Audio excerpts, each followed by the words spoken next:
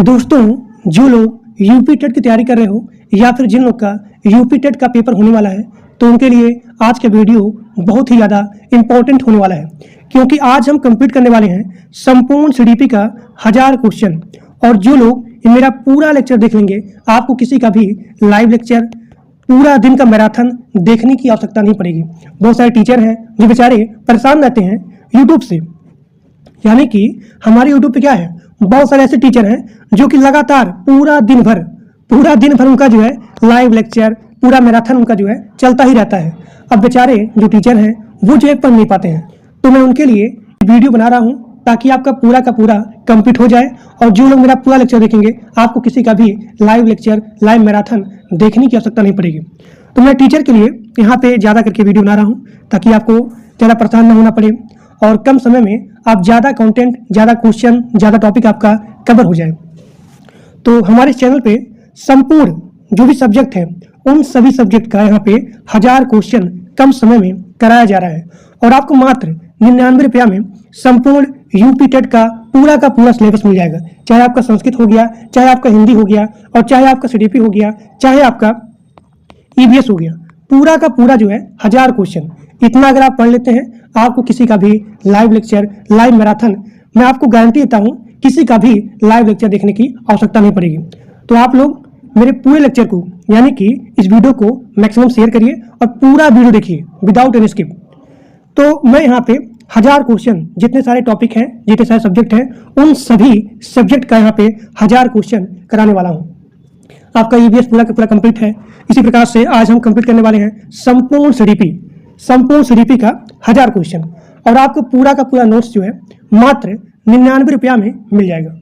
तो जो लोग इतना पढ़ लेते हैं, मैं आपको गारंटी देता हूँ, मैं जो है उन टीचर को गारंटी देता हूँ जो बेचारे परेशान रहते हैं, उसको किसी का भी लाइव लेक्चर लाइव मैराथन देखने की आवश्यकता नहीं पड़ेगी। तो नोट्स को परचेज करने के लिए आपके सामने यहाँ पे एक नंबर दिया गया है। इसी नंबर पे आपको मात्र 99 रुपया गूगल पेमेंट करना है और उस पेमेंट का स्क्रीनशॉट इसी नंबर के व्हाट्सएप पे भेज देना है और आपको वहीं पे जो है पूरा का पूरा यूपी टेट का संपूर्ण नोट्स मिल जाएगा। यहाँ देखिए, यहाँ पे आपका सीडीपी का सबसे पहला क्वेश्चन है कि बाल विकास का अर्थ क्या होता है। तो आप लिखेंगे, जो भी बच्चे होते हैं, जो भी शिशु होते हैं, उनके जन्म से लेकर के किशोरावस्था तक जो उनका शारीरिक विकास होता है, मानसिक विकास होता है, सामाजिक विकास होता है, और जो उनके भावना में परिवर्तन होता है, उसे बोलते हैं बाल विकास। ठीक। अब यहाँ पे आपका अगला क्वेश्चन है कि बाल मनोविज्ञान का जनक किसे कहा जाता है। तो आप लिखेंगे, जीन पियाजे को बाल मनोविज्ञान का जनक कहा जाता है। अगला क्वेश्चन है, संज्ञानात्मक विकास का सिद्धांत किसका है। तो आप लिखेंगे, जीन पियाजे का है। जीन पियाजे को बाल मनोविज्ञान का जनक कहा जाता है और जीन पियाजे को ही, यानी कि जो भी यहाँ पे जीन पियाजे हैं, इन्होंने ही यहाँ पे संज्ञानात्मक विकास का सिद्धांत दिया है। अगला क्वेश्चन है कि पियाजे के अनुसार विकास के कितने चरण होते हैं। तो पियाजे के अनुसार विकास के 4 चरण होते हैं, 4 चरण होते हैं। अगला क्वेश्चन है, संवेदीगत अवस्था की आयु कितनी होती है। तो संवेदीगत अवस्था की जो आयु होती है वो है जन्म से लेकर के 2 वर्ष तक। इसमें आपका पूरा का पूरा previous year question, expected question और जो भी आपका मल्टीपल टाइम रिपीटेड क्वेश्चन है, उन सभी को यहाँ पे कंप्लीट करवाया जा रहा है। पूर्व संक्रियात्मक अवस्था की आयु क्या होती है। तो आप लिखेंगे, पूर्व संक्रियात्मक अवस्था की जो आयु होती है वो होती है 2 से लेकर के 7 वर्ष तक। अगला आपका है कि मूर्त संक्रियात्मक अवस्था की आयु कितनी होती है। तो आप लिखेंगे 7 से लेकर के 11 वर्ष तक। 7 से लेकर के 11 वर्ष तक होती है मूर्त संक्रियात्मक अवस्था। इसका ट्रिक क्या होता है, यहाँ पे दिया गया है मूर्त, यानी कि इसको आप जोड़िए मरने से, हम साथ साथ जिएंगे।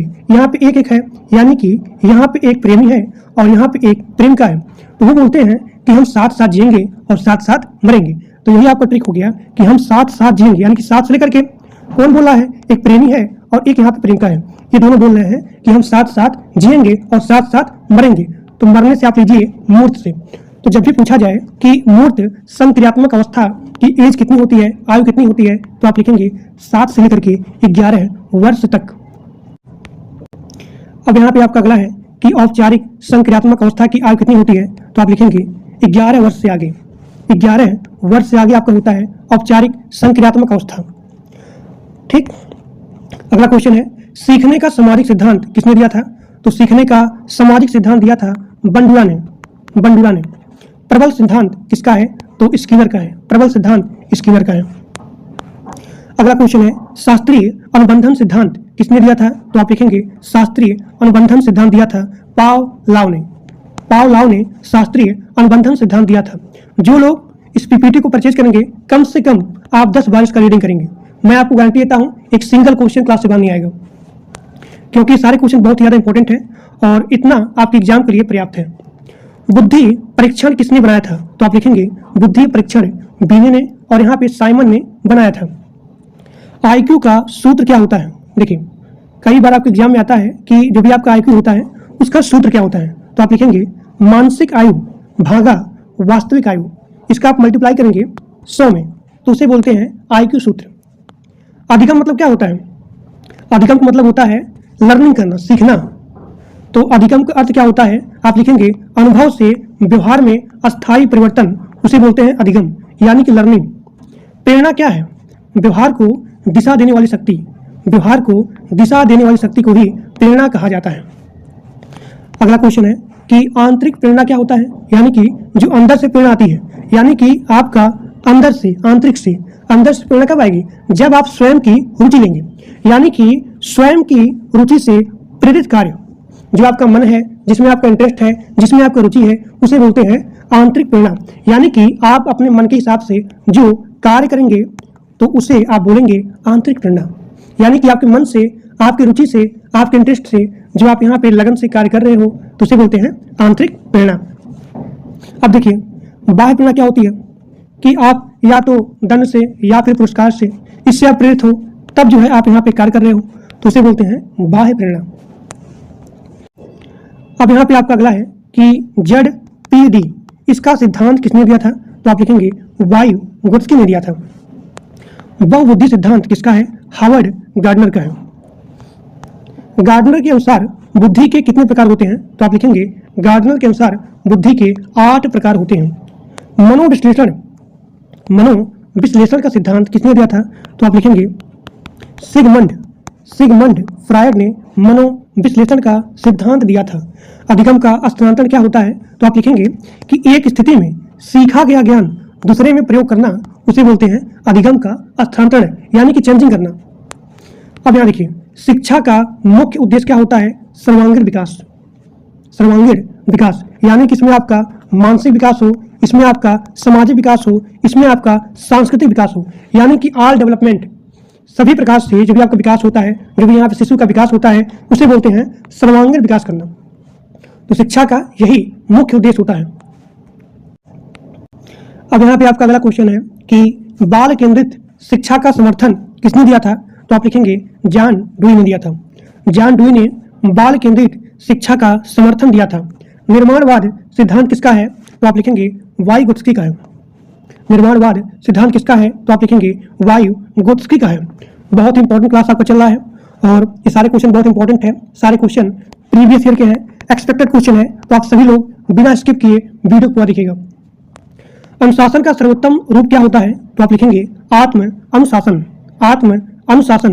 बालक का प्रथम शिक्षक कौन होता है? तो आप लिखेंगे माता होती हैं। जो हमारी माँ है, जो हमारी माता है, जो हमारी मम्मी है, वही बालक की सबसे पहली शिक्षक होती हैं। अगला क्वेश्चन है कि विकास का सबसे महत्वपूर्ण कारक क्या होता है? तो आप लिखेंगे विकास का सबसे महत्वपूर्ण कारक है वंशानुक्रम और यहाँ पे वातावरण। समावेशी शिक्षा का अर्थ क्या होता है? तो आप लिखेंगे समावेशी शिक्षा का अर्थ होता है कि सभी बच्चों को साथ में पढ़ाना। प्रतिभाशाली बालक किसे कहते हैं? तो आप लिखेंगे जिनकी बुद्धि सामान्य से अधिक हो, उसे बोलते हैं प्रतिभाशाली बालक। पिछड़े बालक किसे कहते हैं? जिनकी शैक्षिक उपलब्धि कम हो, उसे बोलते हैं पिछड़े बालक। जिनकी शैक्षिक उपलब्धि कम हो, उसे बोलेंगे पिछड़े बालक। सीखने का सर्वोत्तम तरीका क्या होता है? तो आप लिखेंगे गतिविधि आधारित शिक्षण। सतत एवं व्यापक मूल्यांकन क्या है? तो आप लिखेंगे जहां पे आपका मूल्यांकन निरंतर हो रहा है, समग्र हो रहा है, उसे बोलेंगे CCE, यानी कि सतत एवं व्यापक मूल्यांकन। अगला क्वेश्चन है सीखने की प्रक्रिया कब समाप्त होती है? तो आप लिखेंगे कभी नहीं। जब तक आप मरेंगे नहीं तब तक आपके सीखने का प्रक्रिया खत्म नहीं होगी। यानी कि लगातार आपके यहाँ पे सीखने की प्रक्रिया चलती रहती है। तो जब भी पूछा जाए कि सीखने की प्रक्रिया कब समाप्त होती है, तो आप लिखेंगे कभी नहीं। सामाजिक विकास किससे प्रभावित होता है, तो आप लिखेंगे परिवार से और यहाँ पे समाज से। परिवार और समाज से सामाजिक विकास प्रभावित होता है। भावनात्मक विकास किससे जुड़ा हुआ है, तो भावनाओं के नियंत्रण से। शिक्षक की भूमिका क्या होती है, मार्गदर्शक देना। अधिगम का उद्देश्य क्या होता है, अधिगम का उद्देश्य क्या होता है, व्यवहार में परिवर्तन। जब आपके सीखने से, देखिए अधिगम मतलब क्या होता है, सीखना, लर्निंग करना। तो जब आपके सीखने से आपके व्यवहार में चेंजिंग आता है तो उसे बोलते हैं अधिगम। तो अधिगम का मतलब क्या होता है, अधिगम का उद्देश्य क्या होता है, व्यवहार में परिवर्तन होना। शिक्षा मनोविज्ञान किसका अध्ययन है, तो आप लिखेंगे सीखने की प्रक्रिया का। अब देखिए बुद्धि का अर्थ क्या होता है, समस्या समाधान की क्षमता, कि आपके सामने जो भी समस्या आती है उस समस्या को आप आसानी से सॉल्व कर सको, तो उसे बोलते हैं बुद्धि। तो बुद्धि का अर्थ होता है कि समस्या समाधान की क्षमता। अब यहाँ पे आपका अगला क्वेश्चन है, सीखने में रुचि का क्या महत्व होता है, तो आप लिखेंगे सीखने को प्रभावी बनाना। यानी कि जिसमें आपका इंटरेस्ट होगा, जिसमें आपकी रुचि होगी, आप उसको बड़ी आसानी से सीखेंगे। यानी कि आपका जो भी सीखने का क्वालिटी है, इंटरेस्ट है, वो यहाँ बढ़ जाएगा। तो जब भी पूछा जाए कि सीखने में रुचि का क्या महत्व होता है, तो आप लिखेंगे सीखने को प्रभावी बनाता है।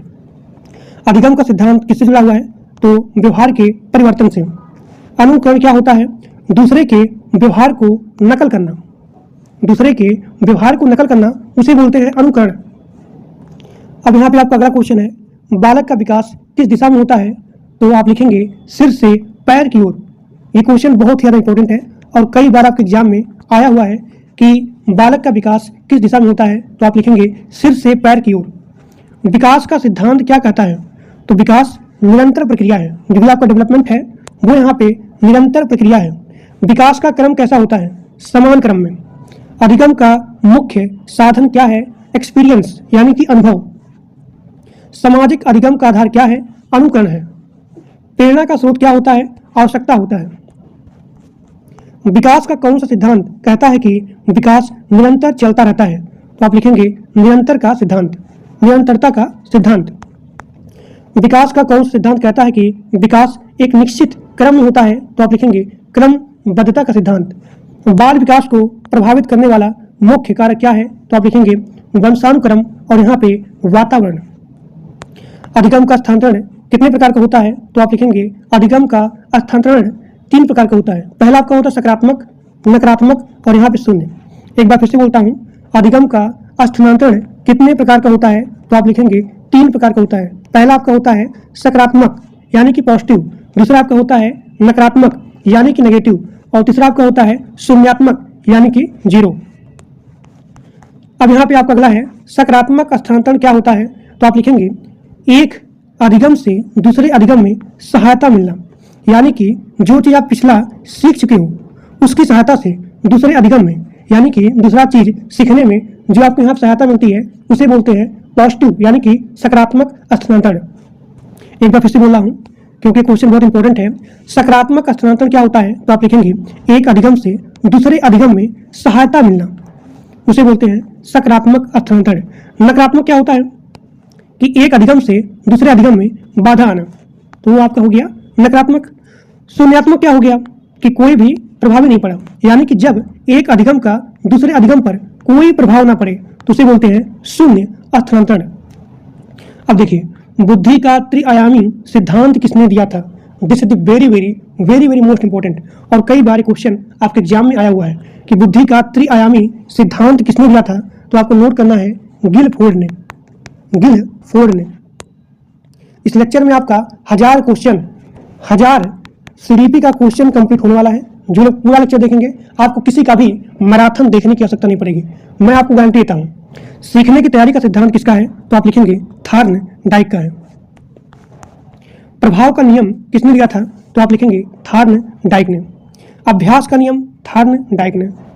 परिपक्वता का सिद्धांत किससे जुड़ा हुआ है, परिपक्वता का सिद्धांत किससे जुड़ा हुआ है, तो आप लिखेंगे विकास की प्राकृतिक प्रक्रिया से। परिपक्वता किससे संबंधित है, तो आप लिखेंगे जैविक विकास से। सीखने की प्रक्रिया में शिक्षक की क्या भूमिका होती है, तो शिक्षक की भूमिका होती है मार्गदर्शक देना, और यहाँ पे सहायक के रूप में। यानी कि शिक्षक का भूमिका होता है सीखने में, मार्गदर्शक का और यहाँ पे सहायक का। प्रेरणा कितने प्रकार की होती है? तो आप लिखेंगे प्रेरणा 2 प्रकार की होती है। पहला आपका है आंतरिक और दूसरा आपका है बाह्य। जब आपका अंदर से रुचि होता है किसी काम को करने में तो उसे बोलते हैं आंतरिक। जब आप किसी पुरस्कार से या फिर दंड से कार्य को करते हैं तो उसे बोलते हैं बाह्य प्रेरणा। अब देखिए आंतरिक प्रेरणा का उदाहरण क्या है? तो रुचि से यानी कि मन से पढ़ाई करना।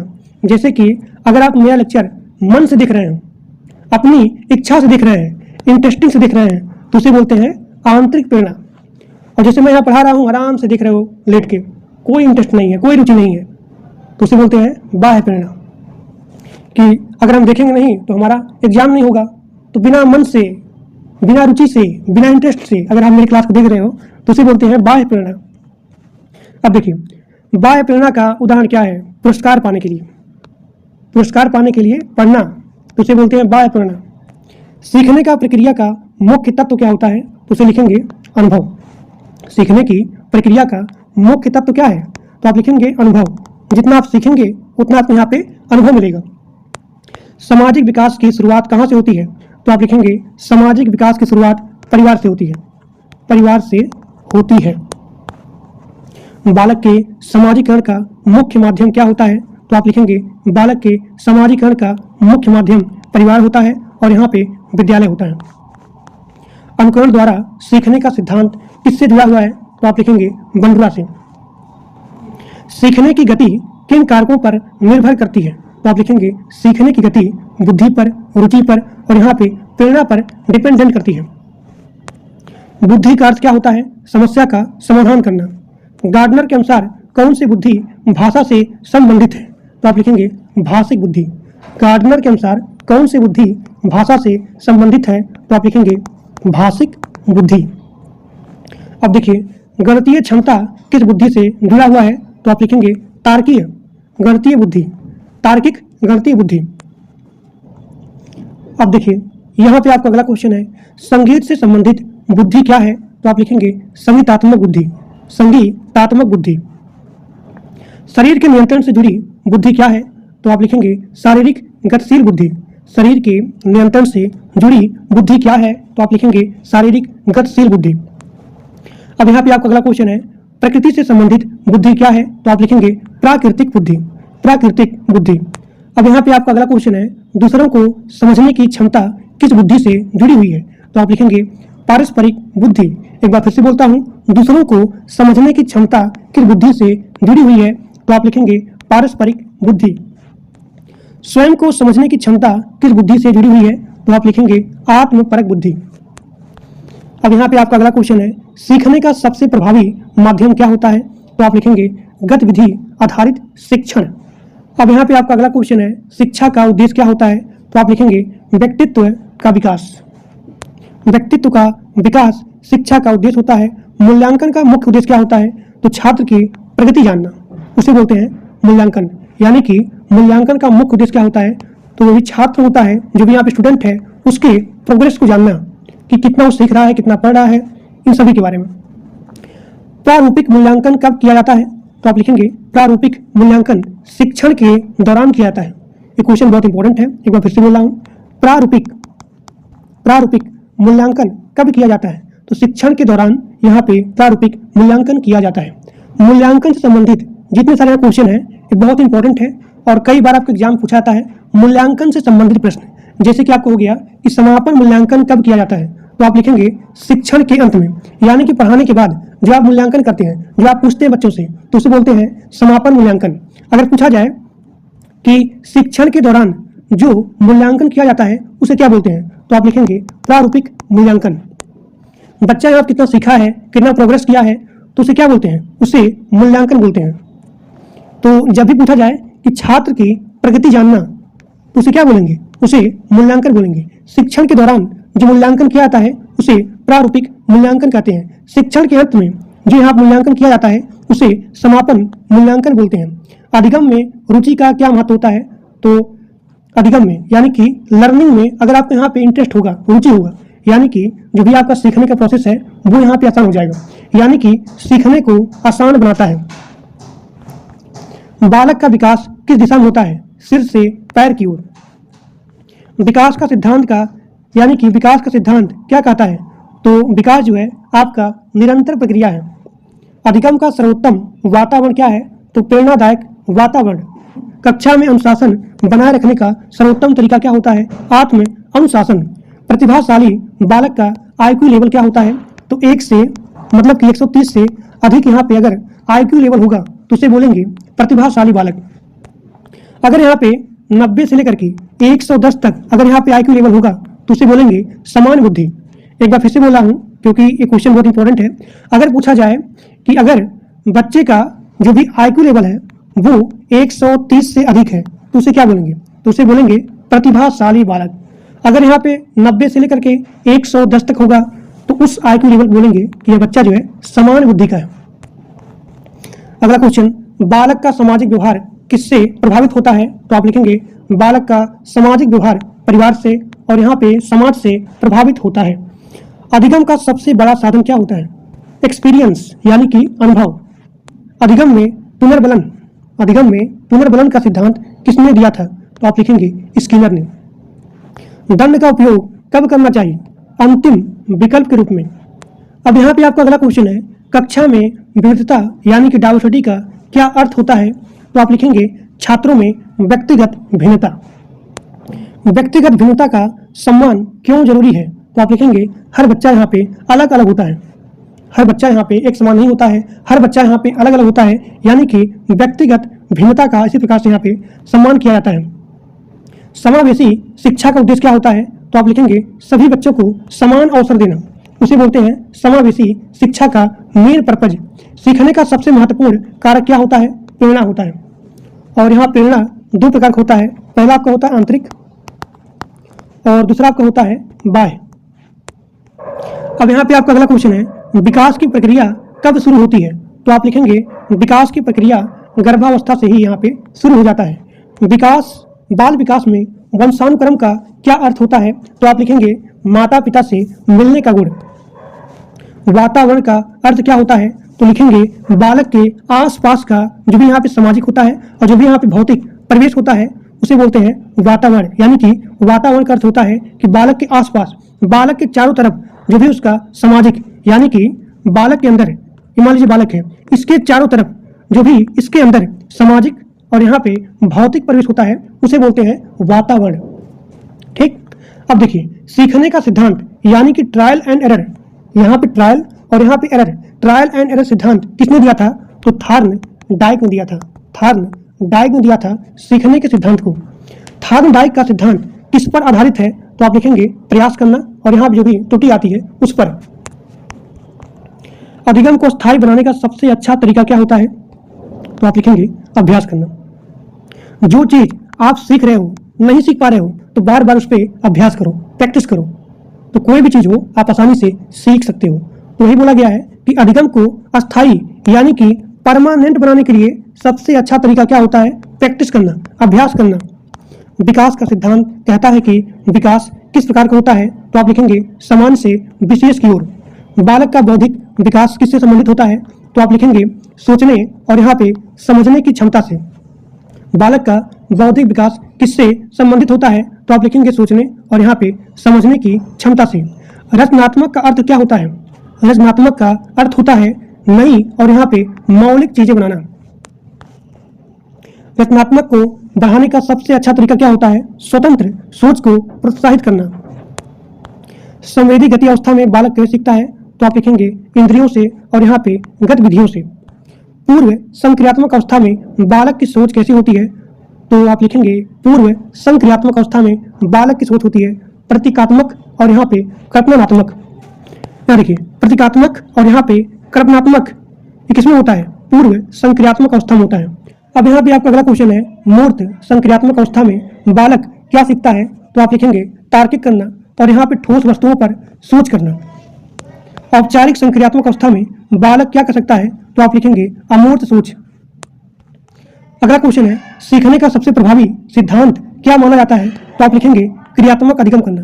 सीखने का सबसे प्रभावी सिद्धांत क्या माना जाता है? क्रियात्मक अधिगम। समाजीकरण का अर्थ क्या होता है? तो आप लिखेंगे समाज के नियम सीखना, उसे बोलते हैं समाजीकरण। यानी कि समाज के नियम को सीखना ही यहाँ पे समाजीकरण कहलाता है। और समाजीकरण का पहला माध्यम क्या होता है? तो आप लिखेंगे परिवार होता है। विद्यालय समाजीकरण में क्या भूमिका होती है? तो आप लिखेंगे सामाजिक मूल्यों का विकास होता है। एक बार फिर से बोलता हूँ, विद्यालय समाजीकरण में क्या भूमिका निभाता है? तो आप लिखेंगे सामाजिक मूल्यों का विकास करना। व्यक्तित्व का अर्थ क्या होता है? तो व्यक्ति के व्यवहार और यहाँ पे गुणों का समूह। तो आपको हो गया व्यक्तित्व का अर्थ।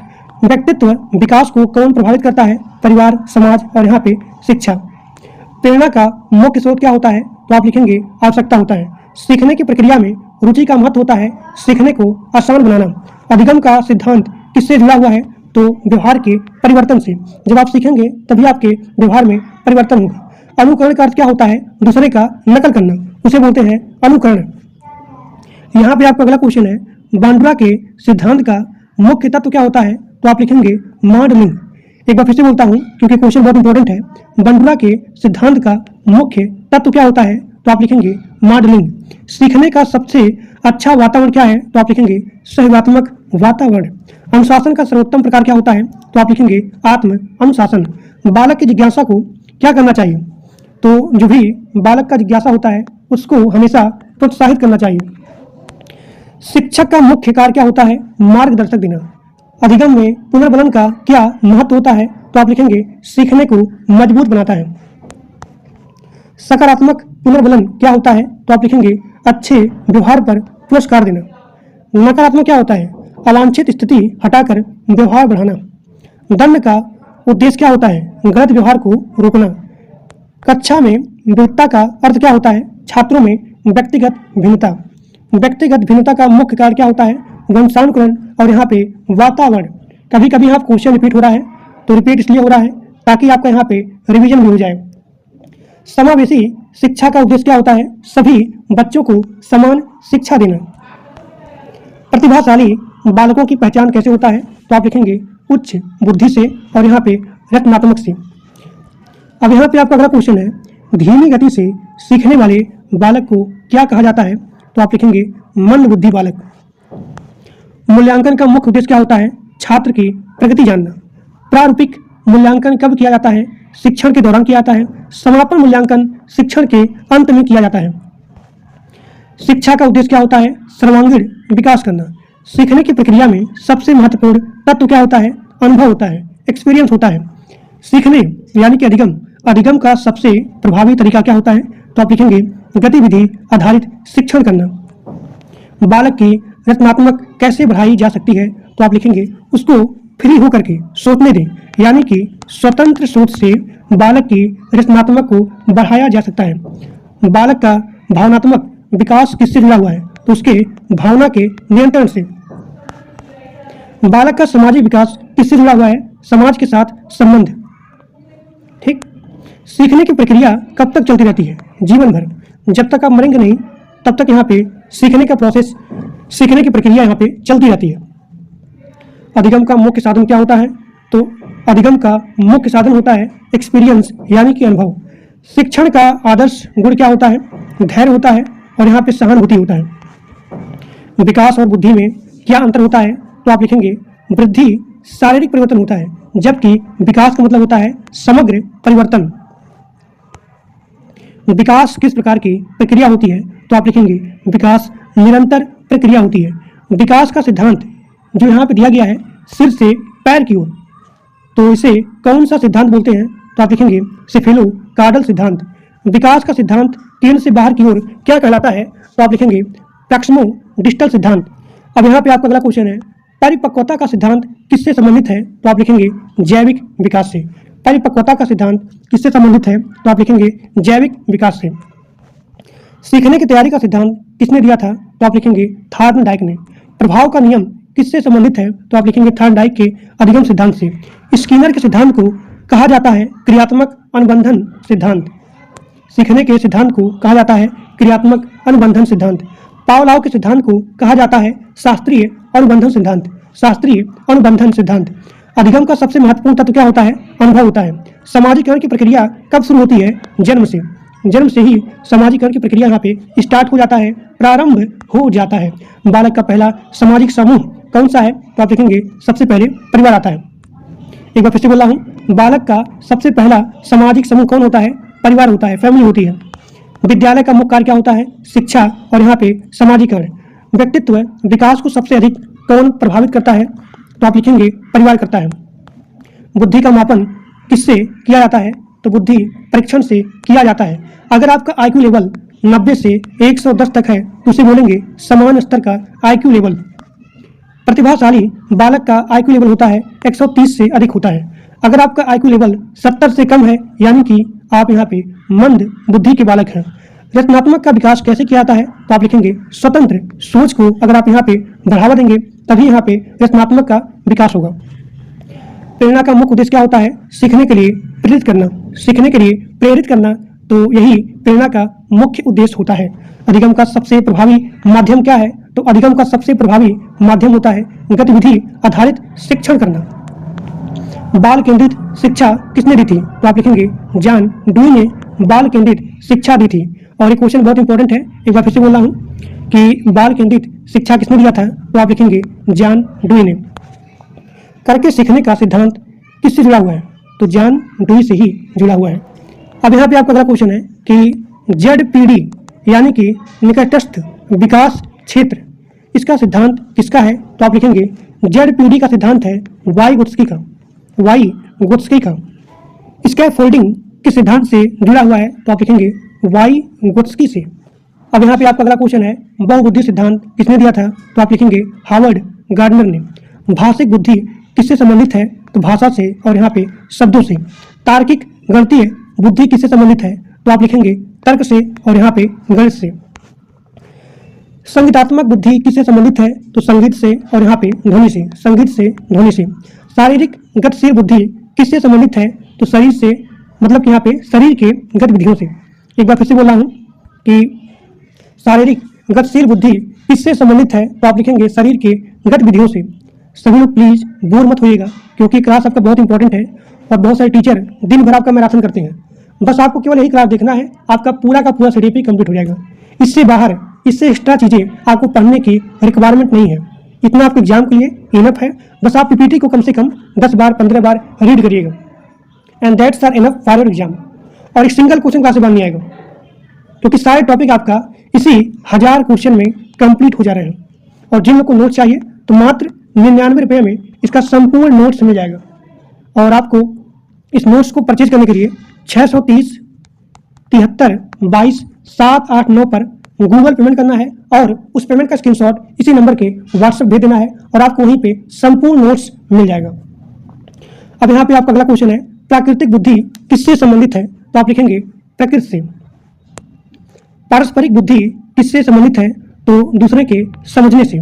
दूसरों के समझने से यहाँ पे पारस्परिक बुद्धि संबंधित है। आत्मपरक बुद्धि किससे संबंधित है? तो आप लिखेंगे स्वयं के समझने से। मूल्यांकन का मुख्य उद्देश्य होता है छात्र के प्रगति को जानना। प्रारूपिक मूल्यांकन कब किया जाता है? शिक्षण के दौरान। अब यहाँ पे आपका अगला क्वेश्चन है कि समापन मूल्यांकन कब किया जाता है? तो शिक्षण के अंत में यहाँ पे समापन मूल्यांकन किया जाता है। CCE इसका जो है फुल फॉर्म क्या होता है? तो आप लिखेंगे C का मतलब कॉन्टिन्यूअस, इस C का मतलब होता है कंप्रीहेंसिव और E का मतलब होता है इवोल्यूशन यानी कि मूल्यांकन करना। व्यक्तिगत भिन्नता का अर्थ क्या होता है? तो आप लिखेंगे प्रत्येक बालक का अलग होना। कक्षा में विविधता क्यों होती है? तो आप लिखेंगे व्यक्तिगत भिन्नताओं के कारण। समावेशी शिक्षा का उद्देश्य क्या होता है? सभी बच्चों को समान शिक्षा देना, उसे बोलते हैं समावेशी शिक्षा।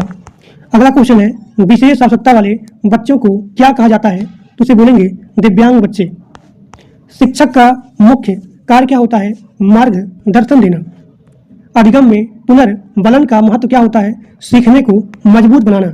सकारात्मक पुनर्बलन का अर्थ क्या होता है? आप लिखेंगे अच्छे व्यवहार का, मतलब कि यहाँ पे अच्छे व्यवहार पर पुरस्कार देना, उसे बोलते हैं सकारात्मक पुनर्बलन। और नकारात्मक पुनर्बलन क्या होता है? तो आप लिखेंगे अवांछित स्थिति हटाकर व्यवहार को बढ़ाना। दंड का उपयोग कब किया जाता है? जब कोई भी ऑप्शन ना बचा रहे तब वहां पे दंड किया जाता है, यानी कि अंतिम उपाय के रूप में। कक्षा में अनुशासन बनाए रखने का सर्वोत्तम तरीका क्या होता है? तो आप लिखेंगे आत्म अनुशासन बनाए रखना। बालक की जिज्ञासा को क्या करना चाहिए? तो आप लिखेंगे प्रोत्साहित करना चाहिए। अधिगम का मुख्य उद्देश्य क्या होता है? व्यवहार में परिवर्तन। शिक्षा का अंतिम उद्देश्य क्या होता है? बालक का सर्वांगीण विकास करना। अब यहाँ पे आपका अगला क्वेश्चन है कि विकास की प्रक्रिया किस प्रकार की होती है? तो आप लिखेंगे विकास की प्रक्रिया निरंतर होती है और यहाँ पे क्रमिक होती है, यानी कि क्रमिक और यहाँ पे निरंतर प्रक्रिया होती है, उसे बोलते हैं विकास की प्रक्रिया।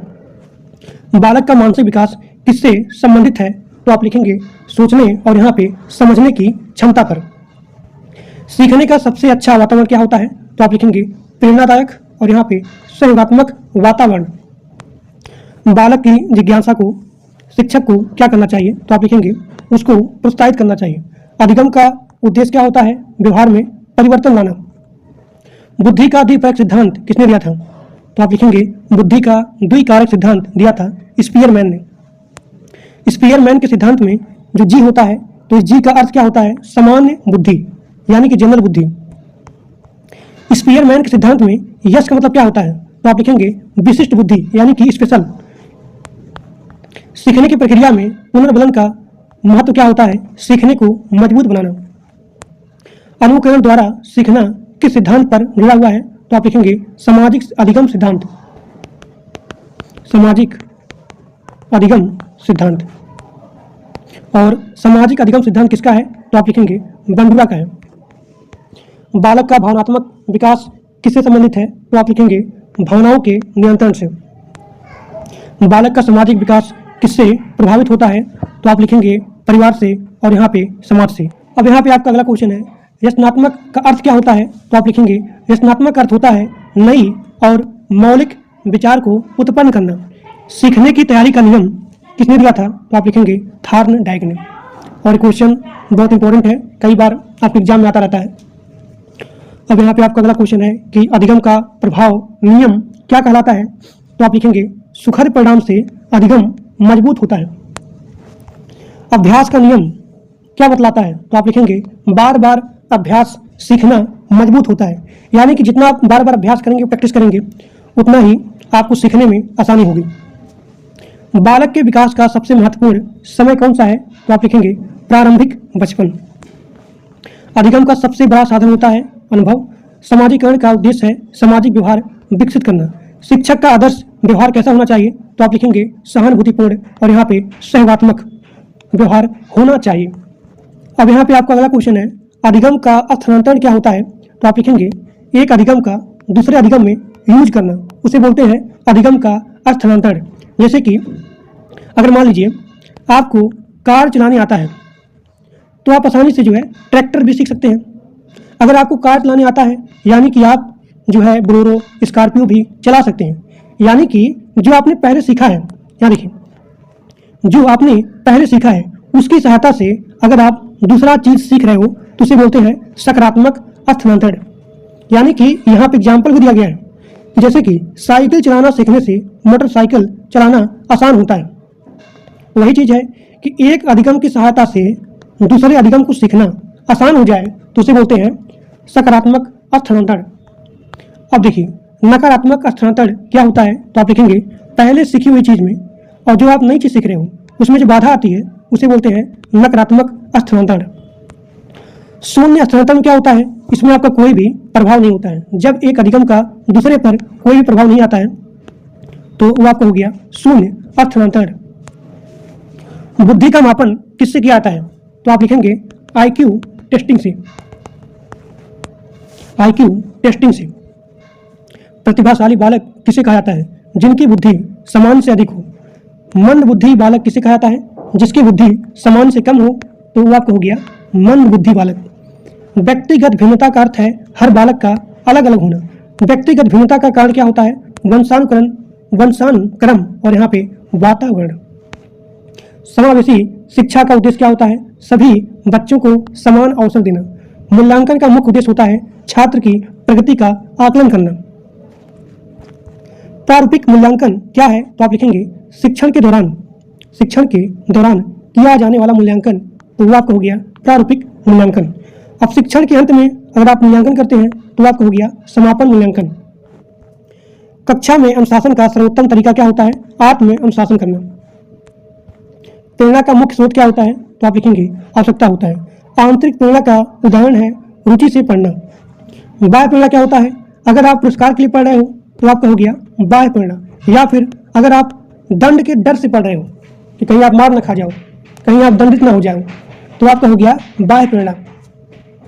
जैसे कि अगर आपकी मम्मी, अगर आपके पापा झटहा उठाएं और मारने लगें, तो वो चीज़ आपके मन में एक बैठ के डर कि अगर हम नहीं पढ़ेंगे तो पापा हमको उठा उठा के पटकेंगे, डंडा से मारेंगे, तो आपको हो गया बाह्य प्रेरणा।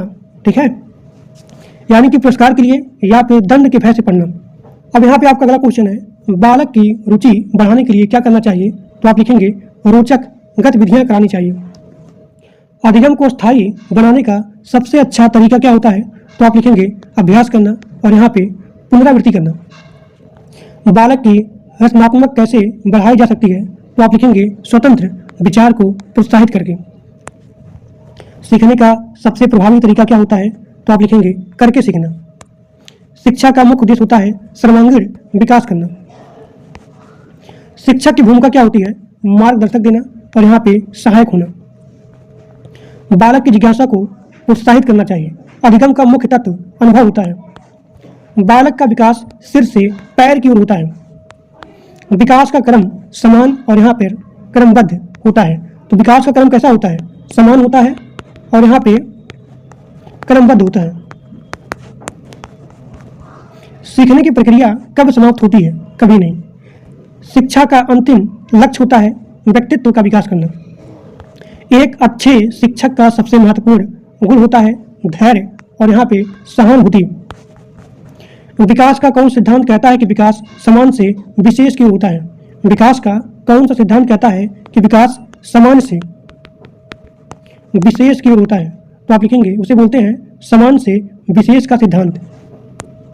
बालक का विकास किन मुख्य क्षेत्रों पर होता है? तो आप लिखेंगे कि मैंने बताया था कि बालक का सर्वांगीण विकास।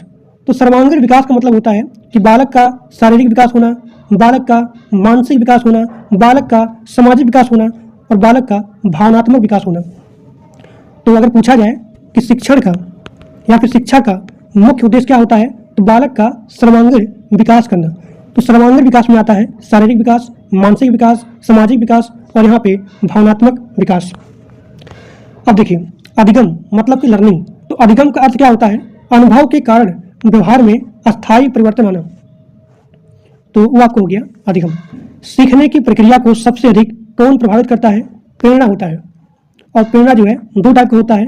पहला आपका होता है आंतरिक और दूसरा आपका होता है बाह्य। अब यहाँ पे आपका अगला क्वेश्चन है, बालक के व्यक्तित्व निर्माण में सबसे बड़ा योगदान किसका होता है? तो आप लिखेंगे परिवार का होता है। सीखने की प्रक्रिया में रुचि का क्या महत्व होता है? तो सीखने को प्रभावी बनाता है। बुद्धि के त्रिआयामी सिद्धांत का प्रतिपादन गिलफोर्ड ने दिया था। अधिगम में पुनर्बलन का सिद्धांत किससे संबंधित है? तो आप लिखेंगे स्किनर से संबंधित है। आप लोग यहाँ पे देख रहे हैं कि एक क्वेश्चन या फिर मल्टीपल क्वेश्चन यहाँ पे रिपीट हो रहे हैं, तो मैं इसी प्रकार से यहाँ पे तैयार किया हूँ ताकि आपको यहाँ पे रिवीजन भी हो जाए। कक्षा में अनुशासन बनाए रखने का सर्वोत्तम तरीका क्या होता है?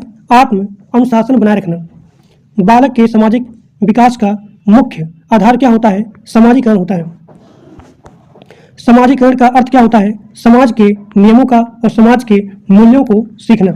अब देखिए मैं कितने अच्छे तरीके से यहाँ पे इस क्वेश्चन को बनाया हूँ कि बालक के सामाजिक का मुख्य आधार क्या होता है? समाजीकरण। अब जो लोग पूछेंगे कि समाजीकरण क्या होता है, तो आप लिखेंगे समाज के नियमों को और समाज के मूल्यों को सीखना। नियम को और मूल्यों को सीखना उसे बोलते हैं समाजीकरण। बालक का पहला सामाजिक वातावरण क्या होता है? तो आप लिखेंगे परिवार होता है। विद्यालय समाजीकरण में क्या भूमिका निभाता है? सामाजिक मूल्यों का विकास करना। प्रेरणा जो है दो प्रकार का होता है। पहला आपका हो गया आंतरिक और दूसरा आपका हो गया बाह्य। अधिगम को अस्थायी बनाने के लिए सबसे अच्छा तरीका है कि आप अभ्यास करिए और पुनरावृत्ति करिए। अधिगम का सबसे महत्वपूर्ण साधन क्या होता है? तो आप लिखेंगे अनुभव होता है। रचनात्मक का मुख्य गुण क्या होता है? मौलिकता होता है। बालक में जिज्ञासा का क्या महत्व होता है? तो आप लिखेंगे ज्ञान प्राप्ति की इच्छा को बढ़ाना। और जिन लोगों को नोट्स चाहिए, जो लोग यहाँ पे कमेंट कर रहे हैं, तो मात्र आपको 99 रुपया में इसका पूरा नोट्स यानी कि कंप्लीट सब्जेक्ट का नोट्स आपको मिल जाएगा। तो मात्र आपको 99 रुपया इस नंबर पर, यहाँ देखिए 630 73 22 789, इसी पर आपको मात्र 99 रुपया गूगल पेमेंट करना है और उस पेमेंट का स्क्रीनशॉट इसी नंबर के व्हाट्सएप पर भेज देना है और आप जो नोट्स मांगेंगे यानी कि संपूर्ण आपको यहाँ पर नोट्स मिल जाएगा मात्र 99 रुपया में। बालक में जिज्ञासा का क्या महत्व होता है? ज्ञान प्राप्ति की इच्छा को बढ़ाना। शिक्षक का मुख्य कार्य क्या होता है? मार्गदर्शक देना। मार्गदर्शक देना। बालक की रुचि कैसे बढ़ाई जा सकती है? तो रोचक गतिविधियों द्वारा। अधिगम का स्थानांतरण क्या होता है? तो आप लिखेंगे एक सीखी हुई चीज के द्वारा, यानी कि एक अधिगम की सहायता से दूसरे चीज को सीखना, दूसरे चीज में प्रयोग करना, तो वो आपका हो गया अधिगम। और इसी प्रकार से आपको हो गया सकारात्मक, यानी कि एक अधिगम की सहायता से दूसरे अधिगम को सीखने में कोई प्रॉब्लम ना आए, आप आसानी से सीख जाओ, तो आपका हो गया सकारात्मक स्थानांतरण। अगर यहाँ पे बाधा आता है तो आपका हो गया नकारात्मक स्थानांतरण। शून्य स्थानांतरण क्या होता है? कि यहाँ पे कोई भी प्रभाव नहीं पड़ता है, क्योंकि अब ये जो है सकारात्मक हो गया, नकारात्मक हो गया, बार बार नहीं बोलूंगा, मैं आपको पहले बता दिया। व्यक्तिगत भिन्नता का अर्थ क्या होता है? तो आप लिखेंगे प्रत्येक बालक का अलग होना। व्यक्तिगत भिन्नता के कारण क्या है? तो आप लिखेंगे वंशानुक्रम और यहाँ पे वातावरण। समावेशी शिक्षा का उद्देश्य क्या होता है? सभी बच्चों को समान शिक्षा देना। प्रतिभाशाली बालक किसे कहते हैं? जिसकी बुद्धि समान से अधिक होती है उसे बोलेंगे प्रतिभाशाली बालक। जिसकी बुद्धि समान से कम होती है उसे बोलेंगे मंद बुद्धि के बालक। मूल्यांकन का उद्देश्य क्या होता है? छात्र के प्रगति का आकलन करना। और अगर शिक्षण के दौरान यहाँ पे मूल्यांकन किया जाए तो उसे बोलते हैं प्रारूपिक मूल्यांकन। अब देखिए शिक्षण के अंत में जो भी आप मूल्यांकन होता है उसे बोलते हैं समापन मूल्यांकन। CCE, या देखिए CCE कई बार क्वेश्चन आया हुआ है कि CCE का फुल फॉर्म क्या होता है? तो आप लिखेंगे कंटिन्यूअस कॉम्प्रिहेंसिव इवैल्यूएशन। बालक का भावनात्मक विकास किससे संबंधित है? तो आप लिखेंगे भावनाओं के नियंत्रण से। बालक का सामाजिक विकास किससे संबंधित है? तो आप लिखेंगे समाज के साथ संबंध से। बालक का मानसिक विकास किससे संबंधित है? तो आप लिखेंगे सोचने और यहाँ पे समझने की क्षमता से। सीखने का सबसे प्रभावी तरीका क्या होता है? करके सीखना। शिक्षा का उद्देश्य क्या होता है? व्यक्तित्व विकास, यानी कि सर्वांगीण विकास करना। अधिगम का मुख्य तत्व क्या होता है? एक्सपीरियंस होता है, यानी कि अनुभव होता है। शिक्षक का आदर्श गुण क्या होता है? तो आप लिखेंगे धैर्य होता है और यहाँ पे सहानुभूति होता है। बालक की रचनात्मक कैसे बढ़ाई जा सकती है? स्वतंत्र सोच को प्रोत्साहन देना। बालक की जिज्ञासा को प्रोत्साहित करना चाहिए। अधिगम का मुख्य उद्देश्य होता है व्यवहार में परिवर्तन लाना। सीखने की प्रक्रिया जीवन भर चलती रहती है।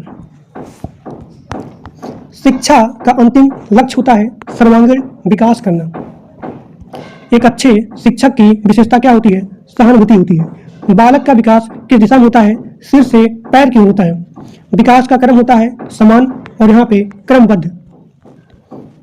सीखने का सबसे महत्वपूर्ण कारक क्या होता है? प्रेरणा होता है। और शिक्षा का मुख्य उद्देश्य होता है सर्वांगीण विकास करना। बाल विकास का सबसे महत्वपूर्ण सिद्धांत क्या होता है? तो आप लिखेंगे विकास निरंतर और यहाँ पे क्रमबद्ध होता है। बाल विकास किससे प्रभावित है? वंशानुक्रम और यहाँ पे वातावरण से। बालक की सीखने की क्षमता प्रभावित करती है बुद्धि को, रुचि को और यहाँ पे प्रेरणा को। अधिगम का सबसे महत्वपूर्ण आधार होता है अनुभव। बालक के विकास की गति कैसी होती है? तो अलग अलग होती है। सीखने की प्रक्रिया में शिक्षक की भूमिका क्या होती है? मार्गदर्शक देना और यहाँ पे सहायक करना। अधिगम को अस्थायी बनाने का सबसे अच्छा तरीका होता है कि आप बार बार अभ्यास करिए, प्रैक्टिस करिए। बालक की रचनात्मक का मुख्य गुण क्या होता है? तो आप लिखेंगे मौलिकता होता है। सीखने की प्रक्रिया में प्रेरणा का क्या महत्व होता है? तो आप लिखेंगे सीखने के लिए उत्साह को बढ़ावा देना। सामाजिकरण का मुख्य उद्देश्य क्या होता है? सामाजिक व्यवहार विकसित करना। बालक का पहला शिक्षक क्या होता है? तो माता होती है। बालक का पहला विद्यालय क्या होता है? परिवार होता है। बालक का सामाजिक विकास किससे होता है? समाज से होता है और परिवार से होता है। बुद्धि का अर्थ होता है कि आप कितना भी कठिन समस्या हो उसको आसान से सॉल्व कर लो, यानी कि समस्या समाधान की क्षमता को ही बुद्धि कहा जाता है। बुद्धि परीक्षण का मुख्य उद्देश्य होता है बुद्धि को मापन। यानी कि बुद्धि को मापना। जिसका IQ लेवल 130 से अधिक होता है उसे बोलते हैं प्रतिभाशाली बालक। जिसका IQ लेवल 90 से 110 होता है उसे बोलते हैं समान बुद्धि। अधिगम का स्थानांतरण क्या होता है? एक सीख का दूसरे स्थिति में यूज करना। सकारात्मक क्या होता है कि पहले सीखी हुई ज्ञान को दूसरे चीज में सहायक हो। तो आपको हो गया सकारात्मक स्थानांतरण। जैसे कि अगर आपको कार चलाने आता है तो आप बड़ी आसानी से स्कॉर्पियो ट्रैक्टर भी चला सकते हैं। नकारात्मक क्या होता है कि पहले सीखा ज्ञान नई सीख में बाधा बने। तो आपको हो गया नकारात्मक स्थानांतरण। अब एक क्वेश्चन को मैं बार बार बोल रहा हूँ ताकि आप आसानी से इसी क्लास में आपका पूरा का पूरा रिवीजन हो जाए। और अगर आप पूरे पीपीटी को रीड करेंगे 10 बार 15 बार तो आपको पूरा सीडीपी आसानी से याद हो जाएगा, समझ में आ जाएगा। इसका जो भी बेसिक कॉन्सेप्ट है, जितने सारे क्वेश्चन हैं, आप उन सभी क्वेश्चन को आसानी से सॉल्व कर सकते हो। व्यक्तिगत भिन्नता का क्या अर्थ होता है? तो आप लिखेंगे हर बालक का अलग होता है। व्यक्तिगत भिन्नता का मुख्य कारण क्या होता है? तो आप लिखेंगे वंशानुक्रम और यहाँ पे वातावरण। समावेशी शिक्षा का अर्थ होता है कि सभी बच्चों को साथ में पढ़ाना। समावेशी शिक्षा का उद्देश्य होता है समान अवसर देना। मूल्यांकन का उद्देश्य होता है छात्र की प्रगति का आकलन करना। प्रारूपिक मूल्यांकन क्या होता है कि अगर आप शिक्षण के दौरान मूल्यांकन कर रहे हैं तो उसे बोलेंगे प्रारूपिक मूल्यांकन। शिक्षण के अंत में किया गया मूल्यांकन उसे बोलते हैं समापन मूल्यांकन। CCE का अर्थ होता है कंटिन्यूअस कॉम्प्रिहेंसिव इवैल्यूएशन। आप सभी लोग इस कमेंट बॉक्स में कमेंट करेंगे बिना देखे CCE का फुल फॉर्म क्या होता है, और कमेंट करके बताइए जो लोग यहाँ पे लाइव देख रहे हैं कि समावेशी मूल्यांकन क्या होता है। बालक का भावनात्मक विकास किससे संबंधित है? तो आप लिखेंगे भावनाओं के नियंत्रण से। बालक का मानसिक विकास किससे संबंधित है? तो आप लिखेंगे सोचने और यहाँ पे समझने से। सीखने का सबसे अच्छा तरीका क्या होता है? करके सीखना। शिक्षा का मुख्य उद्देश्य होता है सर्वांगीण विकास। अधिगम का मुख्य तत्व होता है अनुभव। शिक्षा का मुख्य गुण क्या होना चाहिए? धैर्य होना चाहिए। बालक की जिज्ञासा को प्रोत्साहित करना चाहिए। बालक की रचनात्मक को कैसे बढ़ाया जा सकता है? तो स्वतंत्र सोच से बालक की रचनात्मक को बढ़ाया जा सकता है। अधिगम का उद्देश्य क्या होता है? व्यवहार में परिवर्तन लाना। बालक का विकास किस दिशा में होता है? सिर से पैर की ओर होता है। विकास का क्रम कैसा होता है? क्रमबद्ध होता है। सीखने की प्रक्रिया कभी भी समाप्त नहीं होती है। शिक्षा का अंतिम लक्ष्य होता है व्यक्तित्व विकास करना। बालक की रुचि का बढ़ाने का तरीका है रोचक गतिविधियां। शिक्षक को कैसा वातावरण बनाना चाहिए? तो आप लिखेंगे शिक्षक को प्रेरणादायक वातावरण बनाना चाहिए। अधिगम को प्रभावी बनाने का सबसे अच्छा तरीका क्या होता है? तो आप लिखेंगे गतिविधि आधारित शिक्षण करना। अब यहाँ पे आपका अगला क्वेश्चन है कि बालक की सीखने की गति किस पर निर्भर होती है? तो आप लिखेंगे बुद्धि और यहाँ पे प्रेरणा पर। अगला क्वेश्चन आपका है कि अधिगम का सबसे बड़ा साधन क्या होता है? तो आप लिखेंगे अनुभव होता है। बालक का सामाजिक व्यवहार किससे प्रभावित होता है? तो आप लिखेंगे परिवार से और यहाँ पे समाज से। कक्षा में अनुशासन का सर्वोत्तम तरीका होता है आत्म अनुशासन। बालक की सीखने की क्षमता कैसे बढ़ती है? तो आप लिखेंगे अभ्यास से और प्रेरणा से। एक अच्छे शिक्षक की सबसे बड़ी विशेषता होती है सहानुभूति। बाल विकास का अध्ययन क्यों किया जाता है? ताकि बालक के व्यवहार और विकास को समझा जा सके। बालक के विकास का मुख्य आधार होता है वंशानुक्रम और वातावरण। सीखने का अर्थ होता है कि उसके व्यवहार में अस्थायी परिवर्तन आना। यानी कि अगर आप सीख रहे हो तो आपको यहाँ पे अनुभव मिलेगा, और जब आपको यहाँ पे अनुभव मिलेगा तो आपके व्यवहार में अस्थायी परिवर्तन होगा। यहाँ देखिए, अगर आप सीख रहे हो, सीखने का मतलब अधिगम करना। अगर आप सीखेंगे, ठीक, सीखना, तो सीखने से आपको यहाँ पे अनुभव मिलेगा। तो जैसे ही आपको यहाँ पे अनुभव मिलेगा यानी कि आपके व्यवहार में अस्थायी परिवर्तन होगा। सीखने की प्रक्रिया को कौन प्रेरित करता है? तो आप लिखेंगे प्रेरणा। बालक की रुचि किससे बढ़ती है? तो आप लिखेंगे रोचक गतिविधियों से। बालक का मानसिक विकास किससे जुड़ा हुआ है? तो आप लिखेंगे सोचने और समझने की क्षमता से। सोचने और समझने की क्षमता से ही बालक का मानसिक विकास जुड़ा हुआ है। बालक का सामाजिक विकास किससे प्रभावित करता है? तो आप लिखेंगे परिवार और समाज से। बालक का भावनात्मक विकास किससे संबंधित है? तो उसके भावनाओं के नियंत्रण से। व्यक्तित्व का अर्थ होता है कि व्यक्ति के गुणों को और व्यक्ति के व्यवहार समूह को। व्यक्तित्व विकास को सबसे अधिक प्रभावित करता है परिवार, समाज। बुद्धि का अर्थ होता है समस्या समाधान की क्षमता। बुद्धि परीक्षण का उद्देश्य होता है बुद्धि का मापन। प्रतिभाशाली बालक किसे कहा जाता है? जिसकी बुद्धि समान से अधिक हो उसे बोलेंगे प्रतिभाशाली बालक। जिसकी बुद्धि समान से कम हो उसे क्या बोलेंगे? मंद बुद्धि। व्यक्तिगत भिन्नता का अर्थ होता है कि प्रत्येक बालक का अलग होना। व्यक्तिगत भिन्नता के कारण क्या होता है? वंशानुक्रम और यहाँ पे वातावरण। अधिगम का स्थानांतरण, एक अधिगम का दूसरी स्थिति में यूज होना। पहली सीखी हुई चीज नई चीज सीखने में अगर सहायक होती है तो उसे बोलते हैं सकारात्मक, और अगर बाधा डालती है तो उसे बोलते हैं नकारात्मक स्थानांतरण। अगर कोई भी प्रभाव नहीं पड़ा तो उसे बोलेंगे शून्यात्मक स्थानांतरण। समाजीकरण का अर्थ क्या होता है? समाज के नियमों को और समाज के मूल्यों को सीखना ही समाजीकरण का अर्थ होता है। समाजीकरण का पहला माध्यम परिवार होता है। विद्यालय समाजीकरण में क्या भूमिका होती है? सामाजिक मूल्यों का विकास होता है। शिक्षक का मुख्य कार्य होता है मार्गदर्शन देना, मार्गदर्शक करना। शिक्षक को कक्षा में कैसा वातावरण बनाना चाहिए तो आप लिखेंगे प्रेरणादायक और यहाँ पे सहयोगात्मक। अधिगम का सबसे अच्छा तरीका होता है करके सीखना। शिक्षक का मुख्य उद्देश्य होता है सर्वांगीण विकास करना, और अधिगम का मुख्य तत्व होता है अनुभव। सीखने की प्रक्रिया में रुचि का महत्व होता है सीखने को प्रभावी बनाना। बालक की रचनात्मक का मुख्य कारण होता है मौलिकता।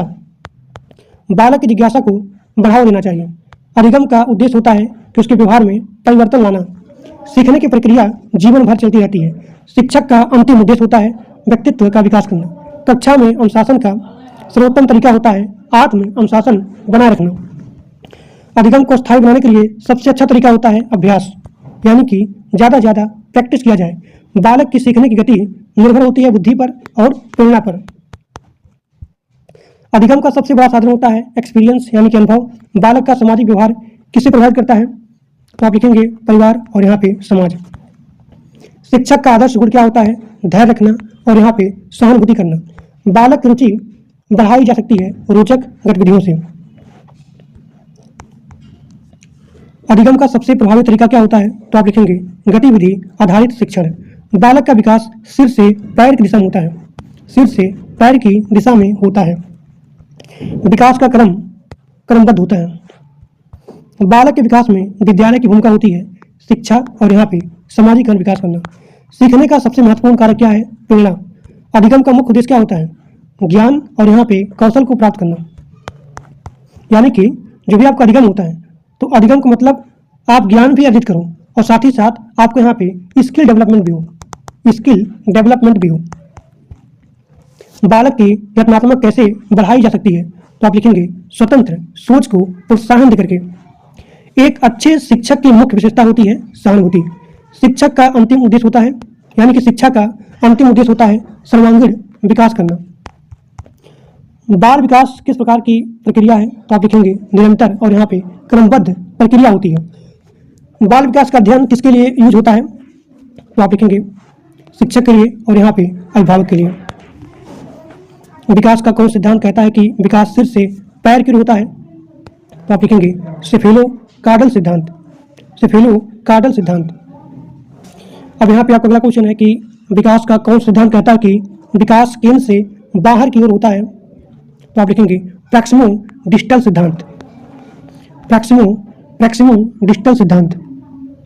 ठीक। अब यहाँ पे आपका अगला क्वेश्चन है कि बालक का बौद्धिक विकास किससे जुड़ा हुआ है तो आप लिखेंगे सोचने और समझने की क्षमता से। बालक का सामाजिक विकास प्रभावित करता है परिवार को, समाज को। अधिगम का सबसे प्रभावी साधन है अनुभव। सीखने की प्रक्रिया में रुचि का महत्व होता है कि सीखने को प्रभावी बनाना।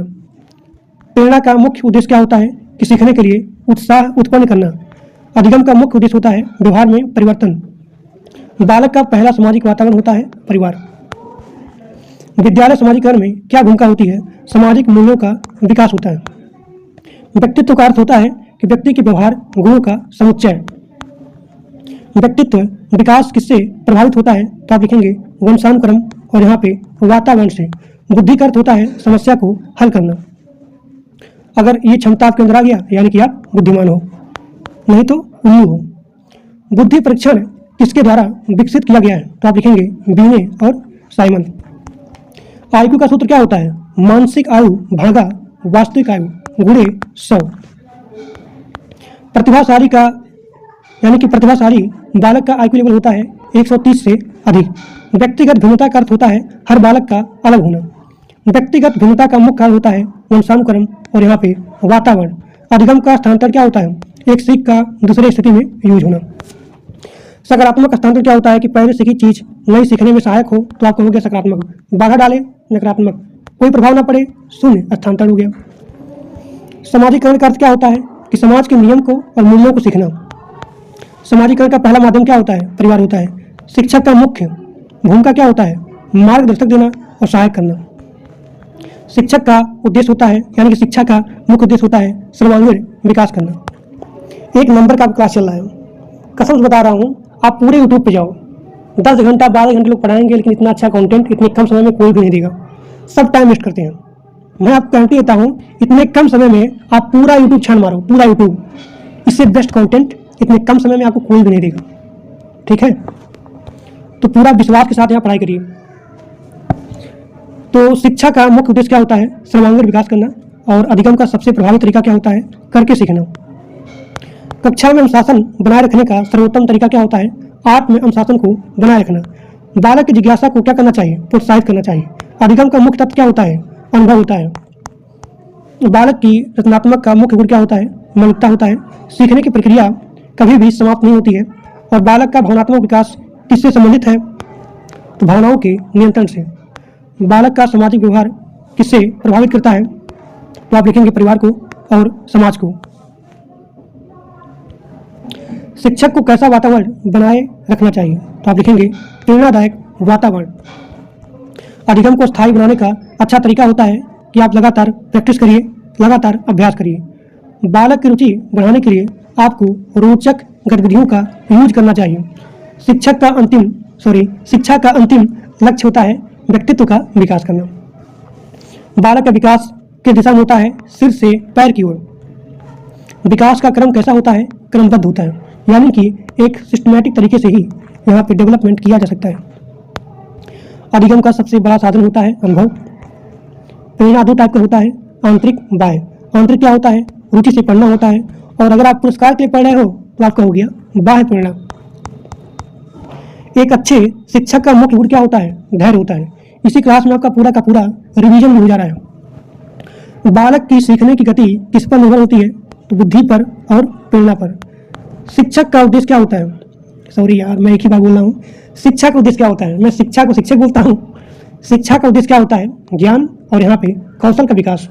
यानी कि जो भी आपका एजुकेशन होता है, जो भी आपका शिक्षा होता है, तो शिक्षा का मतलब होता है कि आप ज्ञान भी अर्जित करो और साथ ही साथ आपका स्किल डेवलपमेंट भी हो।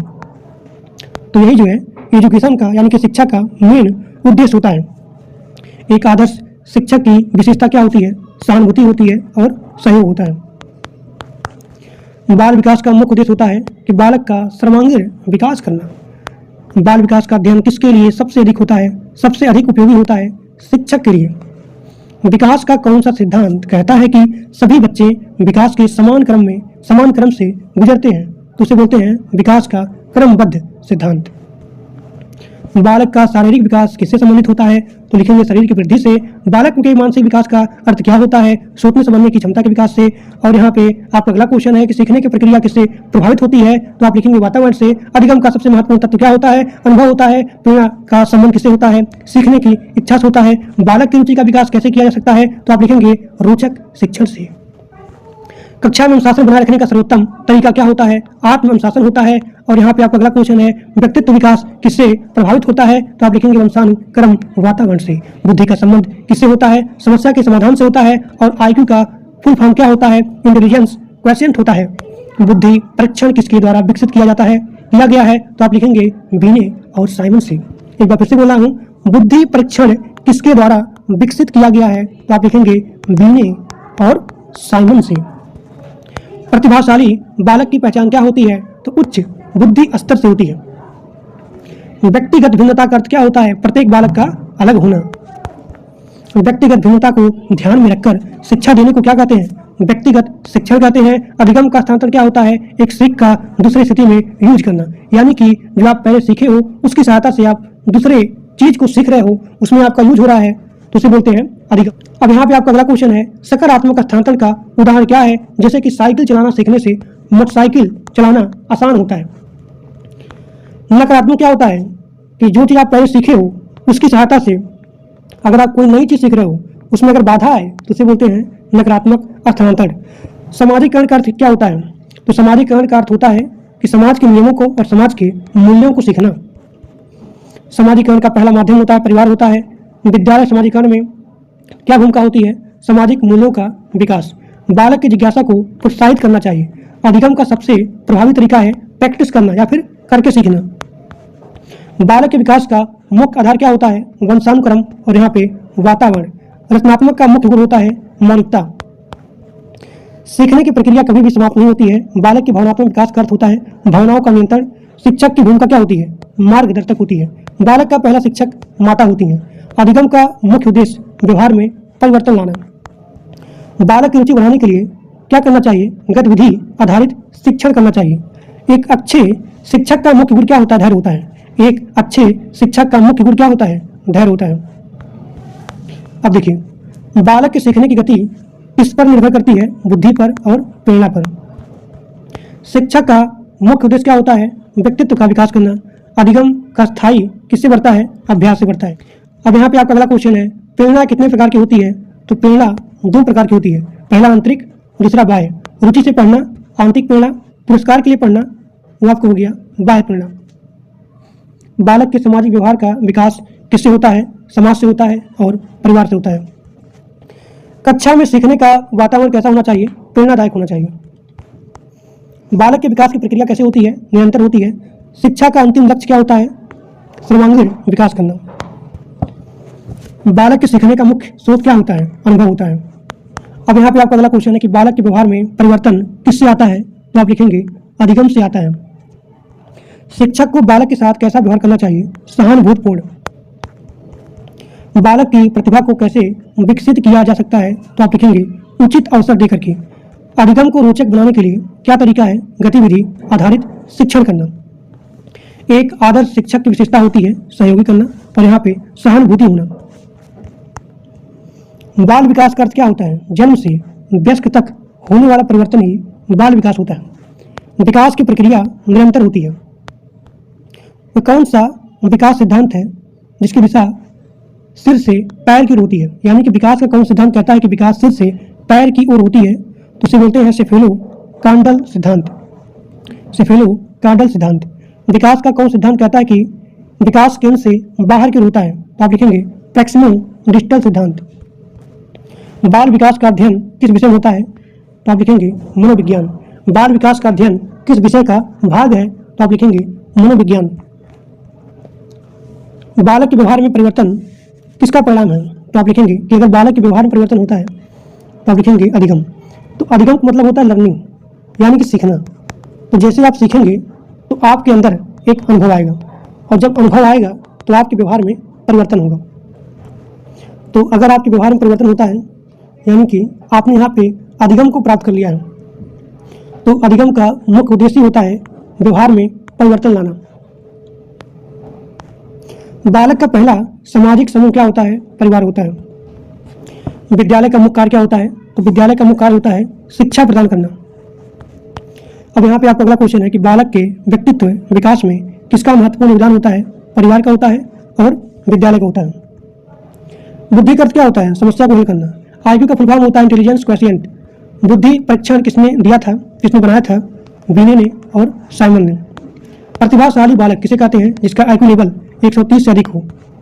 मन बुद्धि किसे कहते हैं? जिसका आईक्यू लेवल 70 से कम हो। व्यक्तिगत भिन्नता का अर्थ होता है प्रत्येक बालक का अलग होना। व्यक्तिगत भिन्नता के कारण क्या होता है? वंशानुक्रम और यहाँ पे वातावरण। अधिगम का सबसे अच्छा तरीका होता है प्रैक्टिस करना, यानी कि करके सीखना।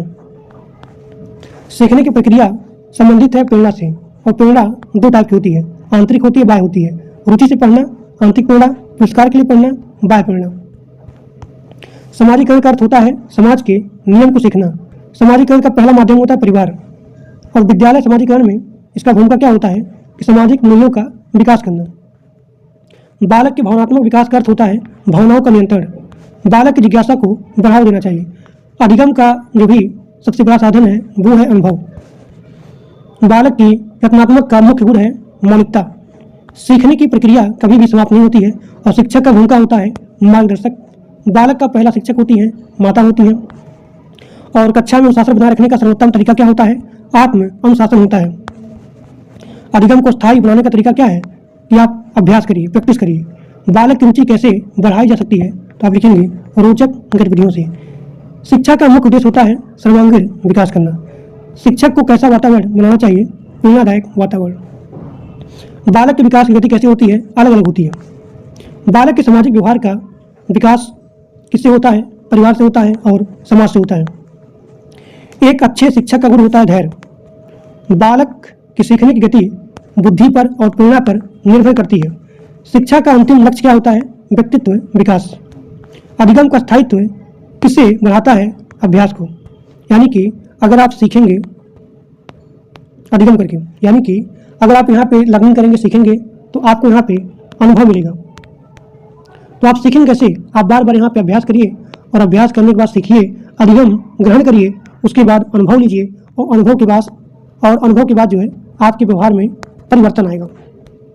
यानी कि आपने यहाँ पे अभ्यास किया, अभ्यास करने के बाद आपने यहाँ पे अधिगम को सीखा, अधिगम को प्राप्त किया, सीखा आपने। सीखने के बाद आपको यहाँ पे अनुभव मिला और अनुभव मिलने के बाद आपके व्यवहार में अस्थायी परिवर्तन आ गया। ठीक। बालक के व्यवहार का अध्ययन किससे किया जाता है? तो आप लिखेंगे मनोविज्ञान से। मनोविज्ञान से। बालक के विकास का मुख्य आधार क्या होता है? तो आप लिखेंगे वंशानुक्रम और यहाँ पे वातावरण। सीखने के लिए सबसे आवश्यक तत्व क्या है? रुचि होता है। और शिक्षक को बालक के साथ कैसा व्यवहार करना चाहिए? तो सहानुभूतिपूर्ण व्यवहार करना चाहिए। बालक की प्रतिभा को कैसे विकसित किया जा सकता है? तो आप लिखेंगे उचित अवसर देकर के। अधिगम को रोचक बनाने का तरीका क्या होता है? गतिविधि आधारित शिक्षण करना। एक आदर्श शिक्षक की विशेषता होती है सहयोग और यहाँ पे सहानुभूति। बाल विकास का अध्ययन किसके विकास से संबंधित है? तो आप लिखेंगे शारीरिक विकास से, मानसिक विकास से, सामाजिक विकास से, भावनात्मक विकास से। और इन सभी विकास को ही बोला जाता है सर्वांगीण विकास। सर्वांगीण विकास। ठीक। विकास और वृद्धि में क्या अंतर होता है? तो आप लिखेंगे वृद्धि मात्रात्मक होती है, लेकिन विकास जो है यह जो है गुणात्मक होता है। यहाँ देखिए वृद्धि जो है मात्रात्मक होती है और विकास गुणात्मक होता है। ठीक। बाल विकास की प्रक्रिया कब से शुरू होती है? तो आप लिखेंगे गर्भावस्था से ही शुरू हो जाती है। बाल विकास में वंशानुक्रम का योगदान क्या होता है? तो लिखेंगे जन्मजात गुण प्रदान करना। वातावरण का बालक के, या देखिए वातावरण का बालक के विकास पर क्या प्रभाव होता है?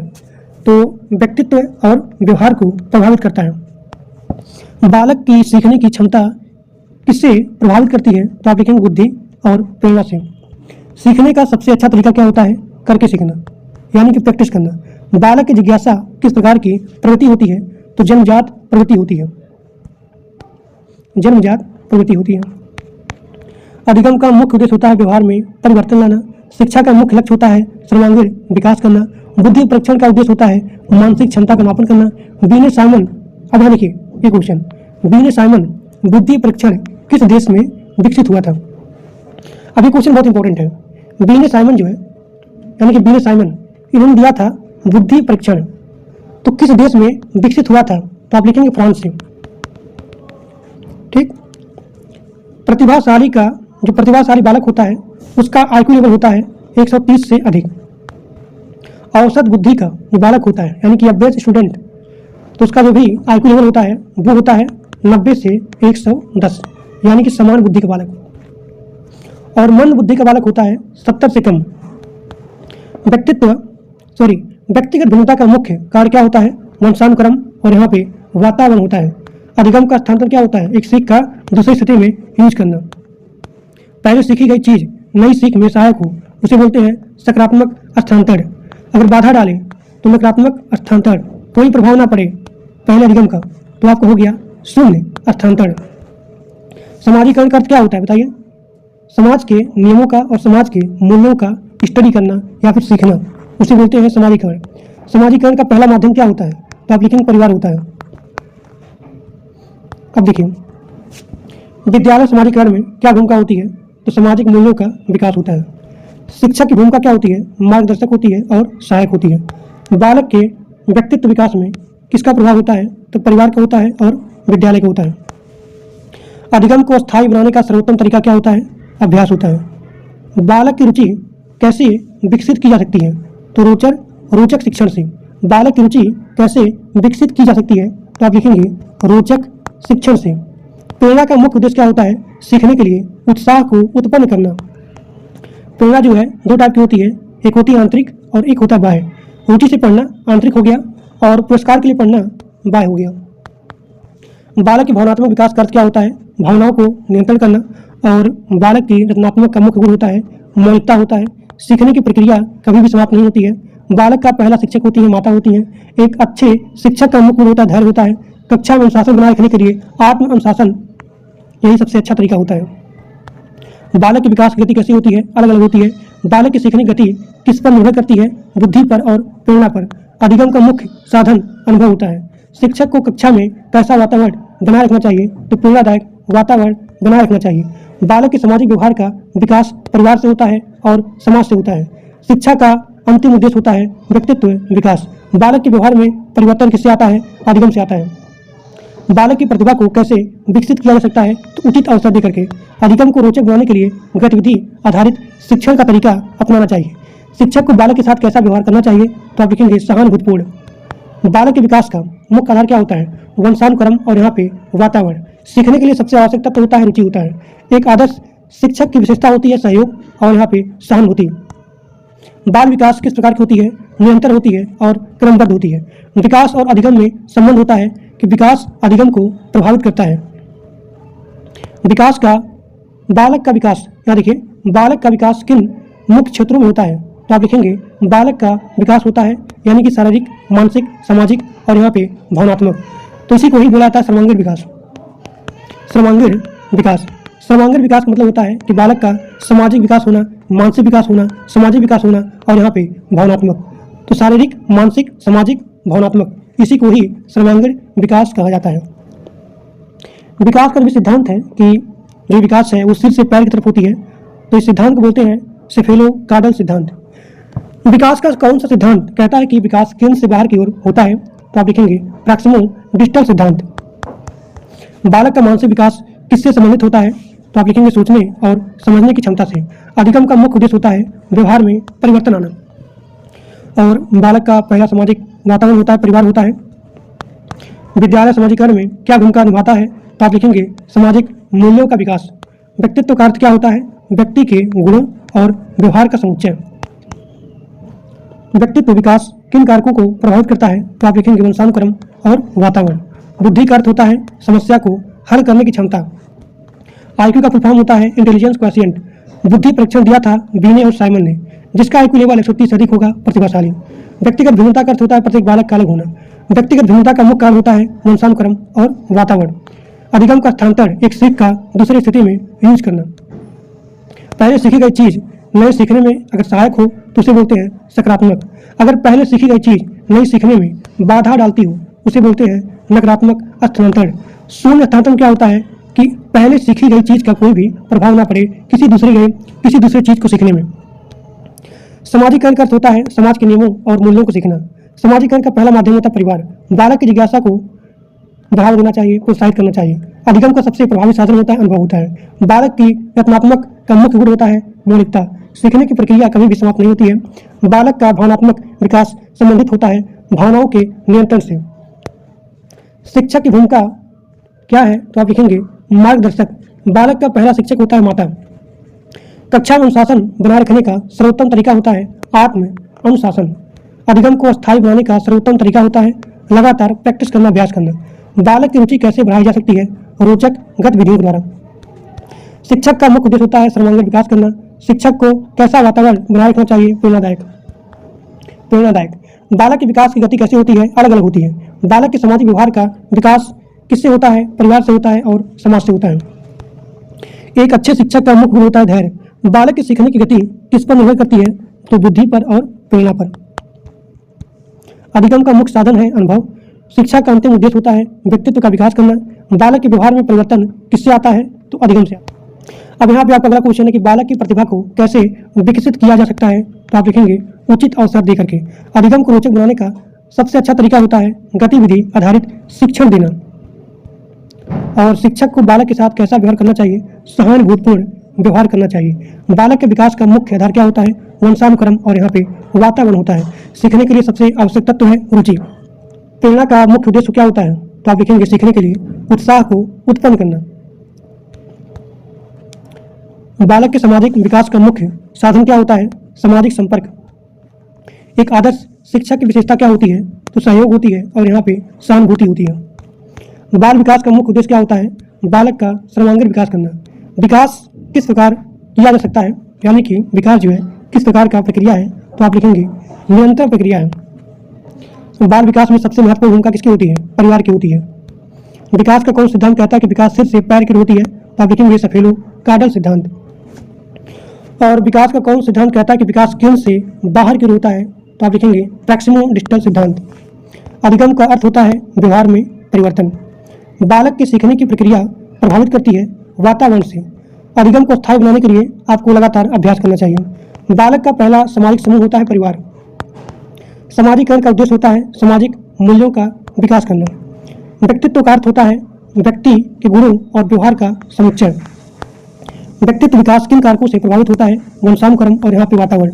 बुद्धि का अर्थ होता है समस्या समाधान की क्षमता। समस्या समाधान की क्षमता IQ का फुल फॉर्म होता है इंटेलिजेंस क्वोशिएंट। बुद्धि परीक्षण किसने दिया था? तो बी ने साइमन दिया था। प्रतिभाशाली बालक का IQ लेवल 130 से अधिक होता है। अवसर बुद्धि का IQ लेवल 90 से 110 होता है। व्यक्तिगत भिन्नता का अर्थ होता है प्रत्येक बालक का अलग होना। व्यक्तिगत भिन्नता के मुख्य कारण होते हैं वंशानुक्रम और यहाँ पे वातावरण। अधिगम का हस्तांतरण होता है एक सीख का दूसरे में यूज करना। अगर पहले सीखी गई चीज दूसरे में सहायक हो उसे बोलते हैं सहायक हस्तांतरण। अगर बाधा डाले नकारात्मक हस्तांतरण। कोई प्रभाव न पड़े तो शून्य हस्तांतरण। प्रेरणा का अर्थ होता है उत्साह को उत्पन्न करना। और प्रेरणा दो टाइप की होती है, एक होती है आंतरिक, एक होता है बाह्य। रुचि से पढ़ना आंतरिक प्रेरणा और पुरस्कार के लिए पढ़ना बाह्य प्रेरणा। बालक की जिज्ञासा किस प्रकार की प्रवृत्ति होती है? तो जन्मजात प्रवृत्ति होती है। ये क्वेश्चन बहुत इंपॉर्टेंट है और बहुत बार आपके एग्जाम में रिपीट भी हुआ है कि बालक की जिज्ञासा किस प्रकार की प्रवृत्ति होती है? तो आप लिखेंगे जन्मजात प्रवृत्ति होती है। बालक की रचनात्मकता का मुख्य गुण क्या होता है? मौलिकता होता है। सीखने की प्रक्रिया कभी भी समाप्त नहीं होती है। शिक्षक का भूमिका होता है मार्गदर्शक और सहायक होता है। बालक का पहला शिक्षक होती है माता होती हैं। कक्षा में अनुशासन बनाए रखने के लिए सर्वोत्तम तरीका होता है आत्म अनुशासन। बालक की रुचि कैसे बढ़ाई जा सकती है? रोचक गतिविधियों से। शिक्षक का उद्देश्य होता है सर्वांगीण विकास करना।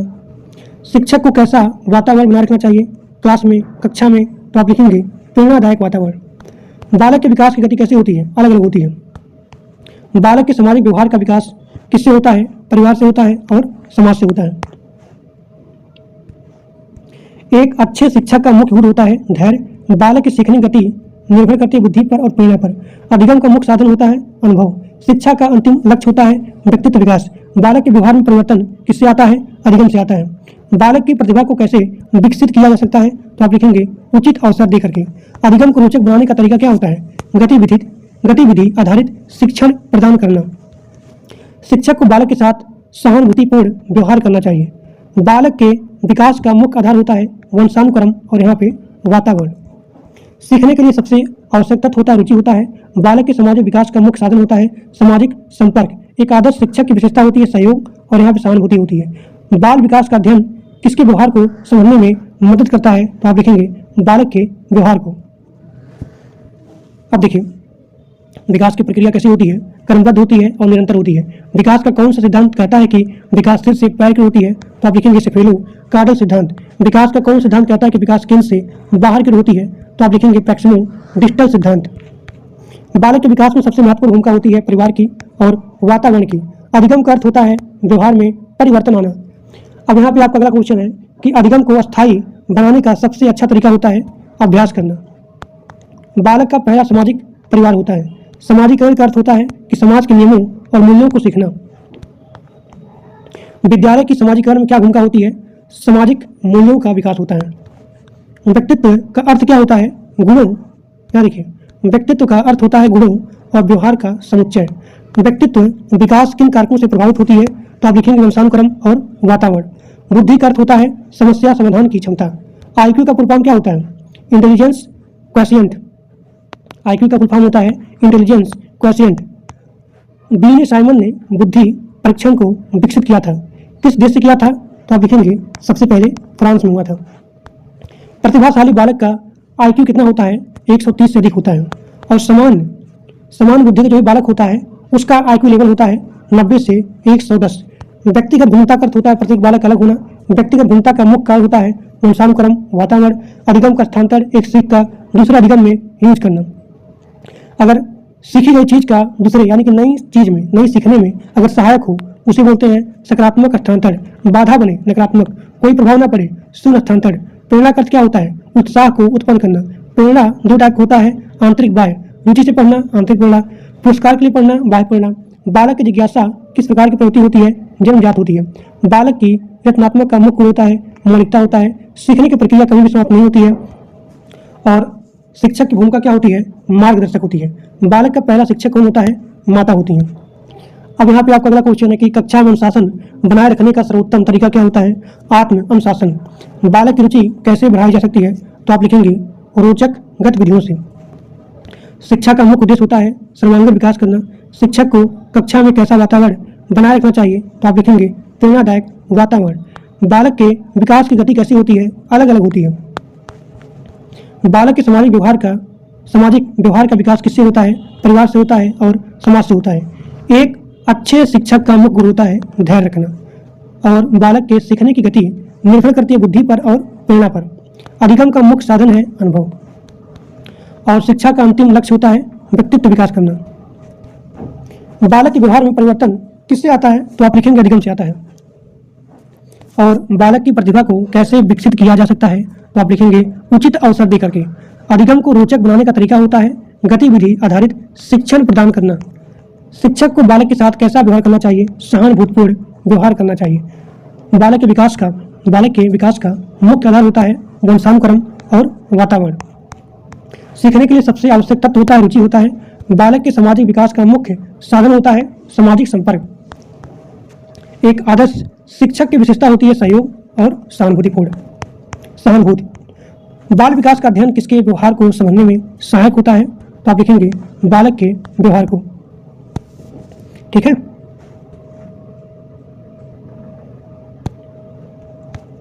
विकास की प्रक्रिया कैसे होती है? तो आप लिखेंगे निरंतर और क्रमबद्ध होती है। बाल विकास में वंशानुक्रम का क्या महत्व होता है? तो आप लिखेंगे जन्मजात गुण प्रदान करना। एक बार फिर से बोल रहा हूँ कि बाल विकास में वंशानुक्रम का क्या महत्व होता है? तो आप लिखेंगे जन्मजात गुण प्रदान करता है। बाल विकास में वातावरण का क्या महत्व होता है?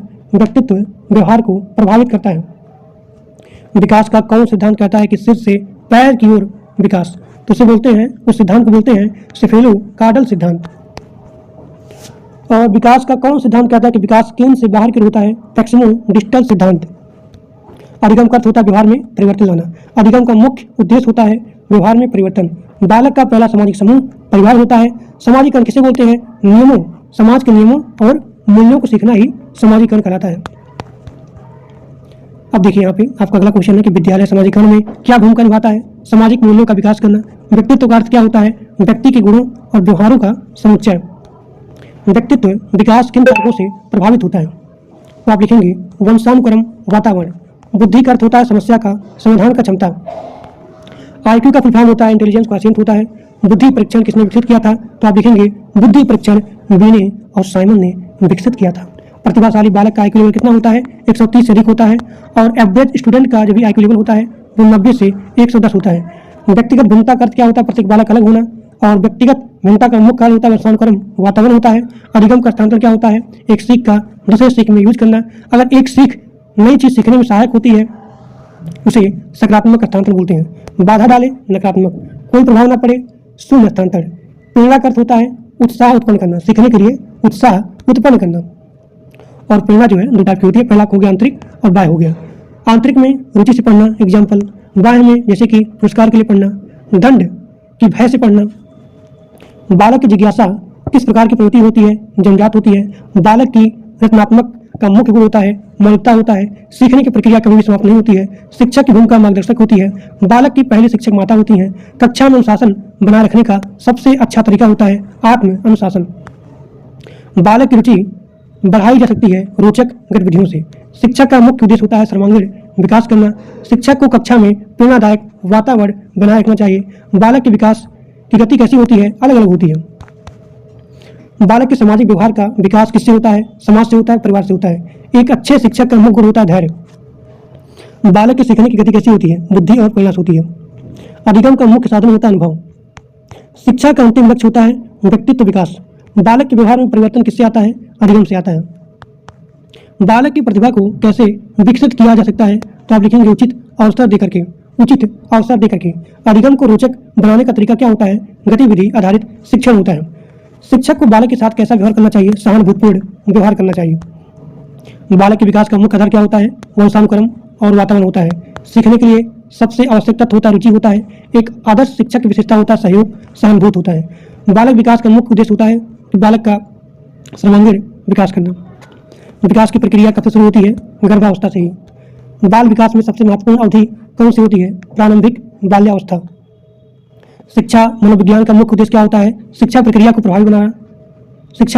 प्रभावी बनाना। बालक के व्यवहार को समझने के लिए किसका अध्ययन आवश्यक होता है? तो आप लिखेंगे मनोविज्ञान। एक बार फिर से बोला हूँ कि बालक के व्यवहार को समझने के लिए मनोविज्ञान का आवश्यक होता है। मनोविज्ञान अध्ययन का आवश्यक होता है। ठीक। अब यहाँ पे आपका 806 क्वेश्चन है कि विकास का अर्थ क्या होता है? तो आप लिखेंगे गुणात्मक परिवर्तन। वृद्धि का अर्थ होता है आकार और संख्या में वृद्धि। खेल का बाल विकास में क्या महत्व होता है? ताकि उसका शारीरिक विकास हो और साथ ही साथ मानसिक विकास हो। समाजीकरण की प्रक्रिया कब शुरू होती है? जन्म के बाद। समाजीकरण का पहला माध्यम होता है परिवार। अब देखिए बालक का सामाजिक विकास किससे प्रभावित होता है? तो आप लिखेंगे परिवार से और विद्यालय से और समाज से। ठीक। परिवार, विद्यालय और समाज। कक्षा में सीखने का सर्वोत्तम तरीका क्या होता है? गतिविधि आधारित शिक्षण होता है। बालक के विकास में शिक्षक की भूमिका होती है मार्गदर्शक देना। अधिगम का मुख्य आधार होता है अनुभव। सीखने की प्रक्रिया सबसे महत्वपूर्ण होती है रुचि से। प्रेरणा का संबंध होता है अधिगम से। आंतरिक प्रेरणा का स्रोत क्या है? स्वयं की रुचि होती है। बाह्य प्रेरणा का उदाहरण क्या होता है? पुरस्कार होता है। बालक की रचनात्मक कैसे बढ़ाई जा सकती है? तो स्वतंत्र सोच को प्रोत्साहित करके। बुद्धि का संबंध किससे होता है? समस्या के समाधान से होता है। IQ का स्तर कितना माना जाता है? तो आप लिखेंगे 100। अब देखिए प्रतिभाशाली बालक की पहचान क्या होती है? तो आप लिखेंगे उच्च बुद्धि स्तर। मन बुद्धि बालक का IQ लेवल कितना होता है? 70 से कम होता है। व्यक्तिगत भिन्नता का सम्मान करना किसका कर्तव्य है? शिक्षक का।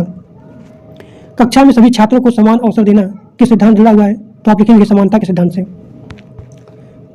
अधिगम का स्थानांतरण कितने प्रकार का होता है? तो 3 प्रकार का होता है। अधिगम का स्थानांतरण 3 प्रकार का होता है। पहला सकारात्मक, दूसरा नकारात्मक और तीसरा शून्यात्मक। देखिए सकारात्मक मैंने बता दिया, नकारात्मक क्या होता है ये भी आपको बता दिया, और शून्य स्थानांतरण क्या होता है ये भी मैंने आपको बता दिया। बालक की सीखने की गति निर्भर करती है बुद्धि पर और रुचि पर। कक्षा में अनुशासन बनाए रखने का सर्वोत्तम तरीका क्या होता है? आत्म अनुशासन करना। शिक्षक को छात्रों के साथ कैसा व्यवहार करना चाहिए? तो आप लिखेंगे सहानुभूतिपूर्ण। बालक की जिज्ञासा किस प्रकार की प्रवृत्ति होती है? तो आप लिखेंगे जन्मजात। बालक का नैतिक विकास किससे प्रभावित होता है? तो आप लिखेंगे परिवार और समाज से। बालक का पहला शिक्षक कौन होता है? तो आप लिखेंगे माता होती हैं। शिक्षक का मुख्य उद्देश्य क्या होता है? व्यक्तित्व विकास होता है। अधिगम का मुख्य साधन क्या होता है? तो आप लिखेंगे अनुभव होता है। बालक की प्रतिभा को कैसे विकसित किया जा सकता है? तो आप लिखेंगे उचित अवसर देकर के। बालक के विकास की गति कैसी होती है? अलग अलग होती है। शिक्षक को कक्षा में प्रेरणादायक वातावरण बना करके रखना चाहिए। अधिगम का मुख्य उद्देश्य होता है व्यवहार में परिवर्तन लाना। कक्षा में सीखने का सर्वोत्तम माध्यम होता है गतिविधि होता है। बालक के सामाजिक विकास का मुख्य आधार होता है समाजीकरण होता है। शिक्षक का अंतिम लक्ष्य होता है सर्वांगीण विकास करना। शिक्षक की सबसे महत्वपूर्ण भूमिका होती है मार्गदर्शन देना। बालक की सीखने की क्षमता किससे प्रभावित होती है? बुद्धि और वातावरण से। बालक की रचनात्मक का मुख्य गुण होता है मौलिकता होता है। सीखने के लिए आवश्यक तत्व होता है रुचि होता है। एक अच्छे शिक्षक का मुख्य गुण होता है धैर्य होता है। बालक के विकास में विद्यालय का योगदान क्या होता है? सामाजिक और बौद्धिक विकास करना। शिक्षा मनोविज्ञान किसका अध्ययन करता है? तो आप लिखेंगे शिक्षक, शिक्षण और यहाँ पे अधिगम प्रक्रिया का। ठीक, इतना बोलते बोलते पूरा गला सूख गया मेरा। और मैं जैसे बोल रहा हूँ, आप सभी लोग अपने दोस्तों के पास मैक्सिमम शेयर करिए, और जो लोग चैनल पर नए हो वो लोग प्लीज़ सब्सक्राइब कर दीजिए, क्योंकि मैं आप सभी लोग के लिए बहुत ज़्यादा मेहनत कर रहा हूँ, पीपीटी बनाना, पढ़ाना। ठीक है, तो बहुत हार्ड वर्किंग चीज़ है। तो जैसे मैं आप सभी लोग के लिए इतना हार्ड वर्क कर रहा हूँ, आपका भी कर्तव्य बनता है कि जो लोग चैनल पर नए हो वो लोग प्लीज़ सब्सक्राइब कर लें, और कमेंट बॉक्स में बताएं कि आज का क्लास कैसा लगा। अगला क्वेश्चन है कि सीखने की प्रक्रिया कभी भी समाप्त नहीं होती है, बालक की सीखने की क्षमता कैसे बढ़ाई जा सकती है? तो आप लिखेंगे प्रेरणा देकर के। बालक के व्यवहार में परिवर्तन किससे आता है? अधिगम से आता है। व्यवहार में परिवर्तन अधिगम से आता है। तो इसके बारे में मैं बता दिया था कि जैसे आपको अनुभव होगा, आप जो है प्रैक्टिस करेंगे, सीखेंगे, और सीखने से आपको अनुभव मिलेगा, और जैसे आपको अनुभव मिलेगा तो आपके व्यवहार में परिवर्तन होगा। तो जैसे ही आप यहाँ पे प्रैक्टिस करेंगे तो आप सीखेंगे, सीखने में आसानी होगी, यानी कि अधिगम में आसानी होगी। तो जैसे ही आपको यहाँ पे अधिगम मिलेगा, यानी कि आपको यहाँ पे अनुभव मिलेगा, और जब अनुभव मिलेगा यानी कि आपके व्यवहार में परिवर्तन आएगा। तो बालक के व्यवहार में परिवर्तन किससे आता है? अधिगम से आता है। शिक्षक का मुख्य कार्य क्या होता है? शिक्षण होता है। बालक की रुचि रोचक गतिविधियों से बढ़ाई जा सकती है। बालक के विकास का मुख्य आधार होता है वंशानुक्रम और वातावरण होता है। बालक के मानसिक विकास में सहायक होता है शिक्षा होता है। अधिगम का मुख्य परिणाम होता है व्यवहार परिवर्तन होता है। शिक्षक को छात्रों के साथ मित्रवत संबंध रखना चाहिए। शिक्षा का उद्देश्य होता है व्यक्तित्व विकास। बालक की सीखने की क्षमता प्रभावित करती है प्रेरणा को, और अधिगम का मुख्य आधार होता है अनुभव होता है। बालक की प्रतिभा को कैसे बढ़ाया जा सकता है? तो आप लिखेंगे प्रोत्साहन देकर के। शिक्षक का मुख्य गुण होता है सहानुभूति, यानी कि शिक्षक का मुख्य गुण सहानुभूतिपूर्ण होना चाहिए। अगला क्वेश्चन, बालक का पहला सामाजिक वातावरण क्या होता है? परिवार होता है। बालक के सामाजिक विकास का मुख्य माध्यम क्या होता है? समाज होता है सीखने के लिए, क्योंकि यहाँ दिया गया है कि बालक के सामाजिक विकास का मुख्य माध्यम क्या होता है? तो आप लिखेंगे समाज होता है। सीखने के लिए सबसे महत्वपूर्ण तत्व क्या है? तो आप लिखेंगे रुचि होता है। बालक के व्यवहार का अध्ययन किससे किया जा सकता है? तो आप लिखेंगे मनोविज्ञान से। शिक्षा का मुख्य लक्ष्य होता है सर्वांगीण विकास। बालक के विकास की गति अलग अलग होती है। बालक के मानसिक विकास में सहायक होती शिक्षा होती है। शिक्षक को कक्षा में प्रेरित करना चाहिए। बालक की सीखने की क्षमता प्रभावित करती है वातावरण को। बालक की जिज्ञासा का क्या महत्व होता है? सीखने में सहायक। अब देखिए यहाँ पे आपका अगला क्वेश्चन है कि अधिगम का मुख्य उद्देश्य क्या होता है? तो आप लिखेंगे व्यवहार में परिवर्तन लाना। बालक का पहला शिक्षक होती है माता होती है। शिक्षक का मुख्य कार्य होता है मार्गदर्शक होता है। बालक की प्रतिभा कैसे विकसित होती है? अभ्यास से। शिक्षक का मुख्य उद्देश्य होता है सर्वांगीण विकास करना। सीखने का मुख्य आधार होता है अनुभव। बालक के विकास का मुख्य आधार होता है वंशानुक्रम और यहाँ पे वातावरण। शिक्षक का मुख्य गुण होता है धैर्य होता है। बालक की सीखने की गति अलग अलग होती है। अब यहाँ पे आपका अगला क्वेश्चन है कि शिक्षा का मुख्य लक्ष्य क्या होता है? तो आप लिखेंगे व्यक्तित्व विकास। बालक की प्रतिभा का विकास कैसे होता है? अवसर देकर के। जितना आप उसको अवसर दोगे उतना ही उसके प्रतिभा का विकास होगा। अधिगम का मुख्य उद्देश्य होता है व्यवहार में परिवर्तन लाना। बालक की रुचि कैसे बढ़ाई जा सकती है? तो आप लिखेंगे रोचक गतिविधियों से। शिक्षक का मुख्य कार्य क्या होता है? शिक्षण होता है। बालक का विकास में परिवार का महत्व होता है आधार प्रदान करना। शिक्षा का मुख्य उद्देश्य होता है सर्वांगीण विकास करना। अधिगम का मुख्य परिणाम होता है व्यवहार परिवर्तन। और बालक की सीखने की क्षमता किससे बढ़ती है? तो आप लिखेंगे प्रेरणा से। बालक के विकास का मुख्य कारक होता है वातावरण।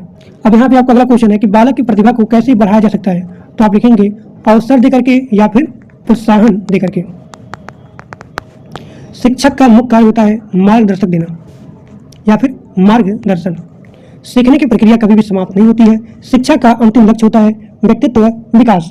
बालक की जिज्ञासा किसमें सहायक होता है? तो आप लिखेंगे अधिगम में। बालक के विकास का मुख्य उद्देश्य होता है सर्वांगीण विकास करना। बाल विकास किसका अध्ययन होता है? तो आप लिखेंगे बाल विकास में बालक के शारीरिक, मानसिक, सामाजिक का विकास, इसे बोलते हैं सर्वांगीण विकास। और इसी में एक होता है भावनात्मक विकास। विकास की प्रक्रिया निरंतर होती है। बालक का सामाजिक विकास कहाँ शुरू होता है? तो आप लिखेंगे परिवार से, फैमिली से। ठीक है। अब देखिए अगला क्वेश्चन, शिक्षा का मुख्य उद्देश्य क्या होता है? सर्वांगीण विकास करना, जिसमें आपका आता है शारीरिक विकास, मानसिक विकास, सामाजिक विकास और भावनात्मक विकास, उसे बोलते हैं सर्वांगीण विकास। सीखने की प्रक्रिया किससे प्रभावित होती है? तो आप लिखेंगे वातावरण से। वातावरण से। अगला क्वेश्चन कि बालक की जिज्ञासा किस प्रकार की प्रवृत्ति होती है, तो आप लिखेंगे जन्मजात। अधिगम का मुख्य परिणाम क्या होता है, व्यवहार परिवर्तन होता है। बालक का पहला शिक्षक होती है माता होती है। शिक्षक की मुख्य भूमिका क्या होता है, मार्गदर्शक देना। बालक के विकास का मुख्य आधार क्या होता है, वंशानुक्रम, वातावरण। बालक के मानसिक विकास में क्या सहायक होता है, तो आप लिखेंगे शिक्षा होता है। बालक की प्रतिभा कैसे विकसित होती है, तो आप लिखेंगे अभ्यास से। सीखने का मुख्य साधन क्या होता है, तो आप लिखेंगे अनुभव होता है। बालक की रुचि कैसे बढ़ाई जा सकती है, तो आप लिखेंगे रोचक गतिविधियों से। अधिगम का मुख्य उद्देश्य क्या होता है, व्यवहार में परिवर्तन। बालक के विकास की गति कैसी होती है, अलग अलग होती है।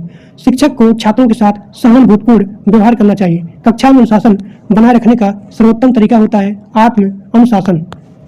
शिक्षा की अंतिम लक्ष्य क्या होती है, व्यक्तित्व विकास। बालक के सामाजिक विकास का मुख्य माध्यम होता है समाज। ठीक, ये क्वेश्चन बहुत इंपॉर्टेंट है और कई बार आपके एग्जाम में आया हुआ है कि बालक के, यहाँ देखिए यहाँ पे दिया गया सामाजिक विकास, तो बालक के सामाजिक विकास का मुख्य माध्यम होता है, उसे बोलते हैं समाज।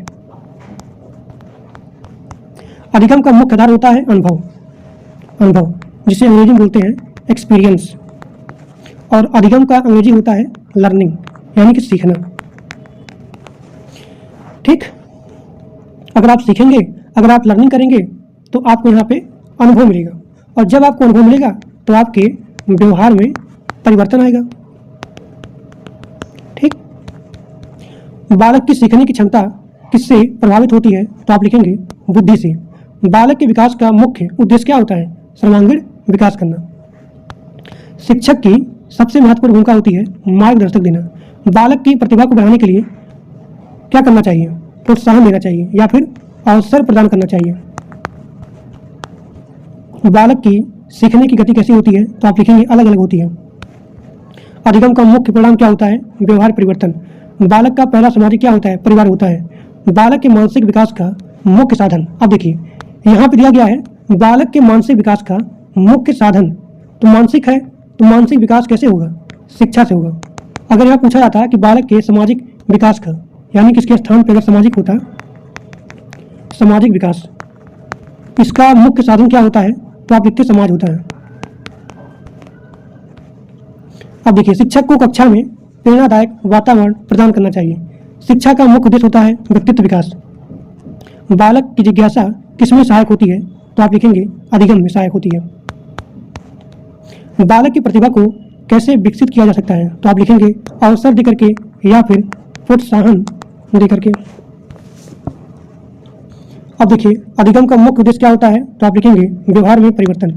शिक्षक का मुख्य कार्य क्या होता है, शिक्षण होता है। बालक के विकास का मुख्य आधार क्या होता है, वंशानुक्रम और यहाँ पे वातावरण होता है। बालक की रुचि कैसे बढ़ाई जा सकती है, तो आप लिखेंगे गतिविधियों से।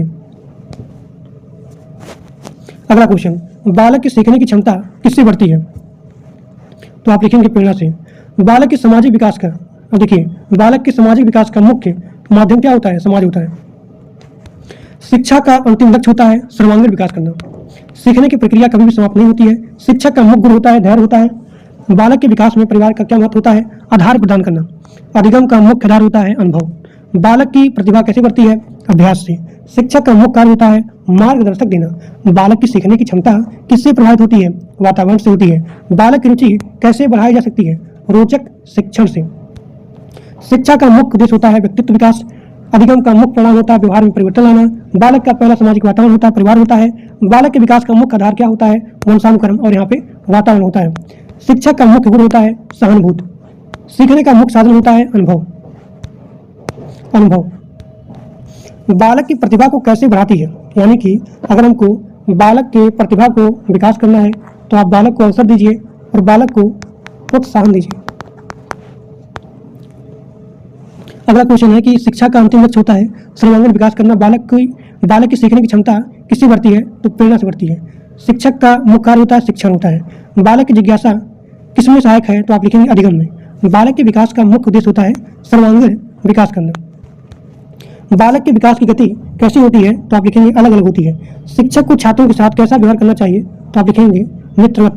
शिक्षक को छात्रों के साथ मित्रवत यानी कि पूरा फ्रेंडली बिहेवियर करना चाहिए। अधिगम का मुख्य आधार होता है अनुभव। बालक की प्रतिभा कैसे विकसित होती है, अभ्यास से। शिक्षक का मुख्य उद्देश्य होता है व्यक्तित्व विकास। बालक की सीखने की क्षमता संबंधित होती है वातावरण से। अब यहाँ पे आपका अगला क्वेश्चन है कि शिक्षक की मुख्य भूमिका क्या होती है, तो आप लिखेंगे मार्गदर्शक। अधिगम का मुख्य परिणाम क्या होता है, तो आप लिखेंगे व्यवहार परिवर्तन होता है। बालक की जिज्ञासा किसमें सहायक होती है, तो आप लिखेंगे अधिगम में। बालक के विकास का मुख्य आधार क्या होता है, तो आप लिखेंगे वंशानुक्रम और यहाँ पे वातावरण होता है। अब यहाँ पे आपका अगला क्वेश्चन है कि बालक का पहला शिक्षक कौन होती है, माता होती है। बालक की प्रतिभा कैसे बढ़ती है, प्रोत्साहन से बढ़ती है और अवसर प्रदान करके भी बढ़ती है। अधिगम का मुख्य साधन होता है अनुभव होता है। शिक्षक का मुख्य कार्य होता है शिक्षण होता है। शिक्षा का अंतिम लक्ष्य होता है व्यक्तित्व विकास होता है। बालक के विकास की गति अलग अलग होती है। बालक की रुचि कैसे बढ़ाई जा सकती है, रोचक गतिविधियों से। अधिगम का मुख्य परिणाम होता है व्यवहार परिवर्तन। शिक्षक का मुख्य गुण होता है धैर्य। शिक्षक का मुख्य गुण धैर्य होता है। बालक की सीखने की क्षमता किससे बढ़ती है, तो आप लिखेंगे प्रेरणा से बढ़ती है। शिक्षा का मुख्य उद्देश्य होता है सर्वांगीण विकास करना। बालक के सामाजिक विकास का मुख्य माध्यम होता है समाज। शिक्षक की भूमिका क्या होती है, मार्गदर्शक होती है। अधिगम का मुख्य आधार होता है अनुभव। बालक की प्रतिभा बढ़ाई जा सकती है अवसर देकर के। बालक के विकास का मुख्य आधार होता है वंशानुक्रम और वातावरण। शिक्षक का मुख्य गुण होता है सहानुभूत। शिक्षक की सीखने की प्रक्रिया कभी भी समाप्त नहीं होती है। बालक की जिज्ञासा किसमें सहायक होती है, अधिगम में। शिक्षा का अंतिम लक्ष्य होता है व्यक्तित्व का विकास। बालक के विकास का मुख्य उद्देश्य होता है सर्वांगीण विकास। क्लास कैसा लगा सभी लोग कमेंट बॉक्स में जरूर बताइएगा। बालक की सीखने की क्षमता किससे बढ़ती है, तो जब भी पूछा जाए कि बालक के सीखने की क्षमता, तो आप लिखेंगे प्रेरणा से बढ़ती है। और प्रेरणा दो टाइप की होती है, एक होती है आंतरिक और एक होता है बाह्य। अधिगम का मुख्य आधार होता है अनुभव। अधिगम का जो मुख्य आधार होता है वो होता है अनुभव। शिक्षक की मुख्य भूमिका होती है मार्गदर्शन। बालक का पहला सामाजिक समूह परिवार होता है। बालक की प्रतिभा कैसे विकसित की जा सकती है, तो आप लिखेंगे अभ्यास से। शिक्षा का मुख्य उद्देश्य होता है व्यक्तित्व विकास। अधिगम का मुख्य परिणाम होता है व्यवहार परिवर्तन। 999 क्वेश्चन है, बालक की जिज्ञासा किसमें सहायक होती है, तो आप लिखेंगे अधिगम में। शिक्षा का अंतिम लक्ष्य होता है, तो आप लिखेंगे सर्वांगीण विकास में। तो आज आपका पूरा कंप्लीट सीरीपी 1000 क्वेश्चन पूरा का पूरा यहाँ पे कंप्लीट हो गया। तो जिन लोग को यूपी टेट सीडीपी का संपूर्ण नोट चाहिए, तो मात्र आपको 99 रुपया में पूरा सीडीपी पूरा हिंदी यानी कि यूपी टेट का संपूर्ण सब्जेक्ट आपको मात्र 99 रुपया में मिल जाएगा। और यहाँ पे सबसे खासियत बात क्या है कि आपको सभी सब्जेक्ट का 1000 क्वेश्चन मिलेगा। बस इतना ही पढ़ना है, इससे ज़्यादा पढ़ने की आपको आवश्यकता नहीं है। इतना पढ़ लिए and that's are enough for your exam. और जिन लोग को नोट्स चाहिए मात्र 99 रुपया में संपूर्ण नोट्स, इस नंबर पे आपको गूगल पेमेंट करना है। पेमेंट करने के बाद इसी के व्हाट्सएप पर इस पेमेंट का स्क्रीनशॉट भेजना है और आपको लिखना है कि हमको यूपी टेट का नोट्स चाहिए। तो आपको वहाँ पे मात्र 99 रुपया में संपूर्ण नोट्स मिल जाएगा। और ये क्लास जो है, जितने सारे टीचर हैं या फिर जो बच्चे हैं जो इधर उधर भटकना नहीं चाहते हैं, 12-12 घंटे का 10 घंटे का पूरा 24 घंटे का मैराथन देखना नहीं चाहते हैं, परेशान नहीं होना चाहते हैं, तो उनके लिए ये क्लास बहुत ही ज़्यादा इंपॉर्टेंट है। मैंने बहुत ही मेहनत किया है तब इस पीपीटी को मैंने तैयार किया है। इसी प्रकार से सभी सब्जेक्ट हैं, सभी सब्जेक्ट के 1000 क्वेश्चन हैं और मात्र आपको 99 रुपया में संपूर्ण नोट्स मिल जाएगा। तो आज के लिए बस इतना ही। और जो लोग मेरे व्हाट्सएप ग्रुप में और टेलीग्राम ग्रुप में नहीं ज्वाइन हो, उसका लिंक इसी वीडियो के डिस्क्रिप्शन बॉक्स में दिया गया है। आप सभी जाकर के ग्रुप को ज्वाइन कर लीजिए और जो लोग चैनल पर नए हो वो लोग प्लीज़ सब्सक्राइब कर लीजिए। तो आज के लिए बस इतना ही। Thank you.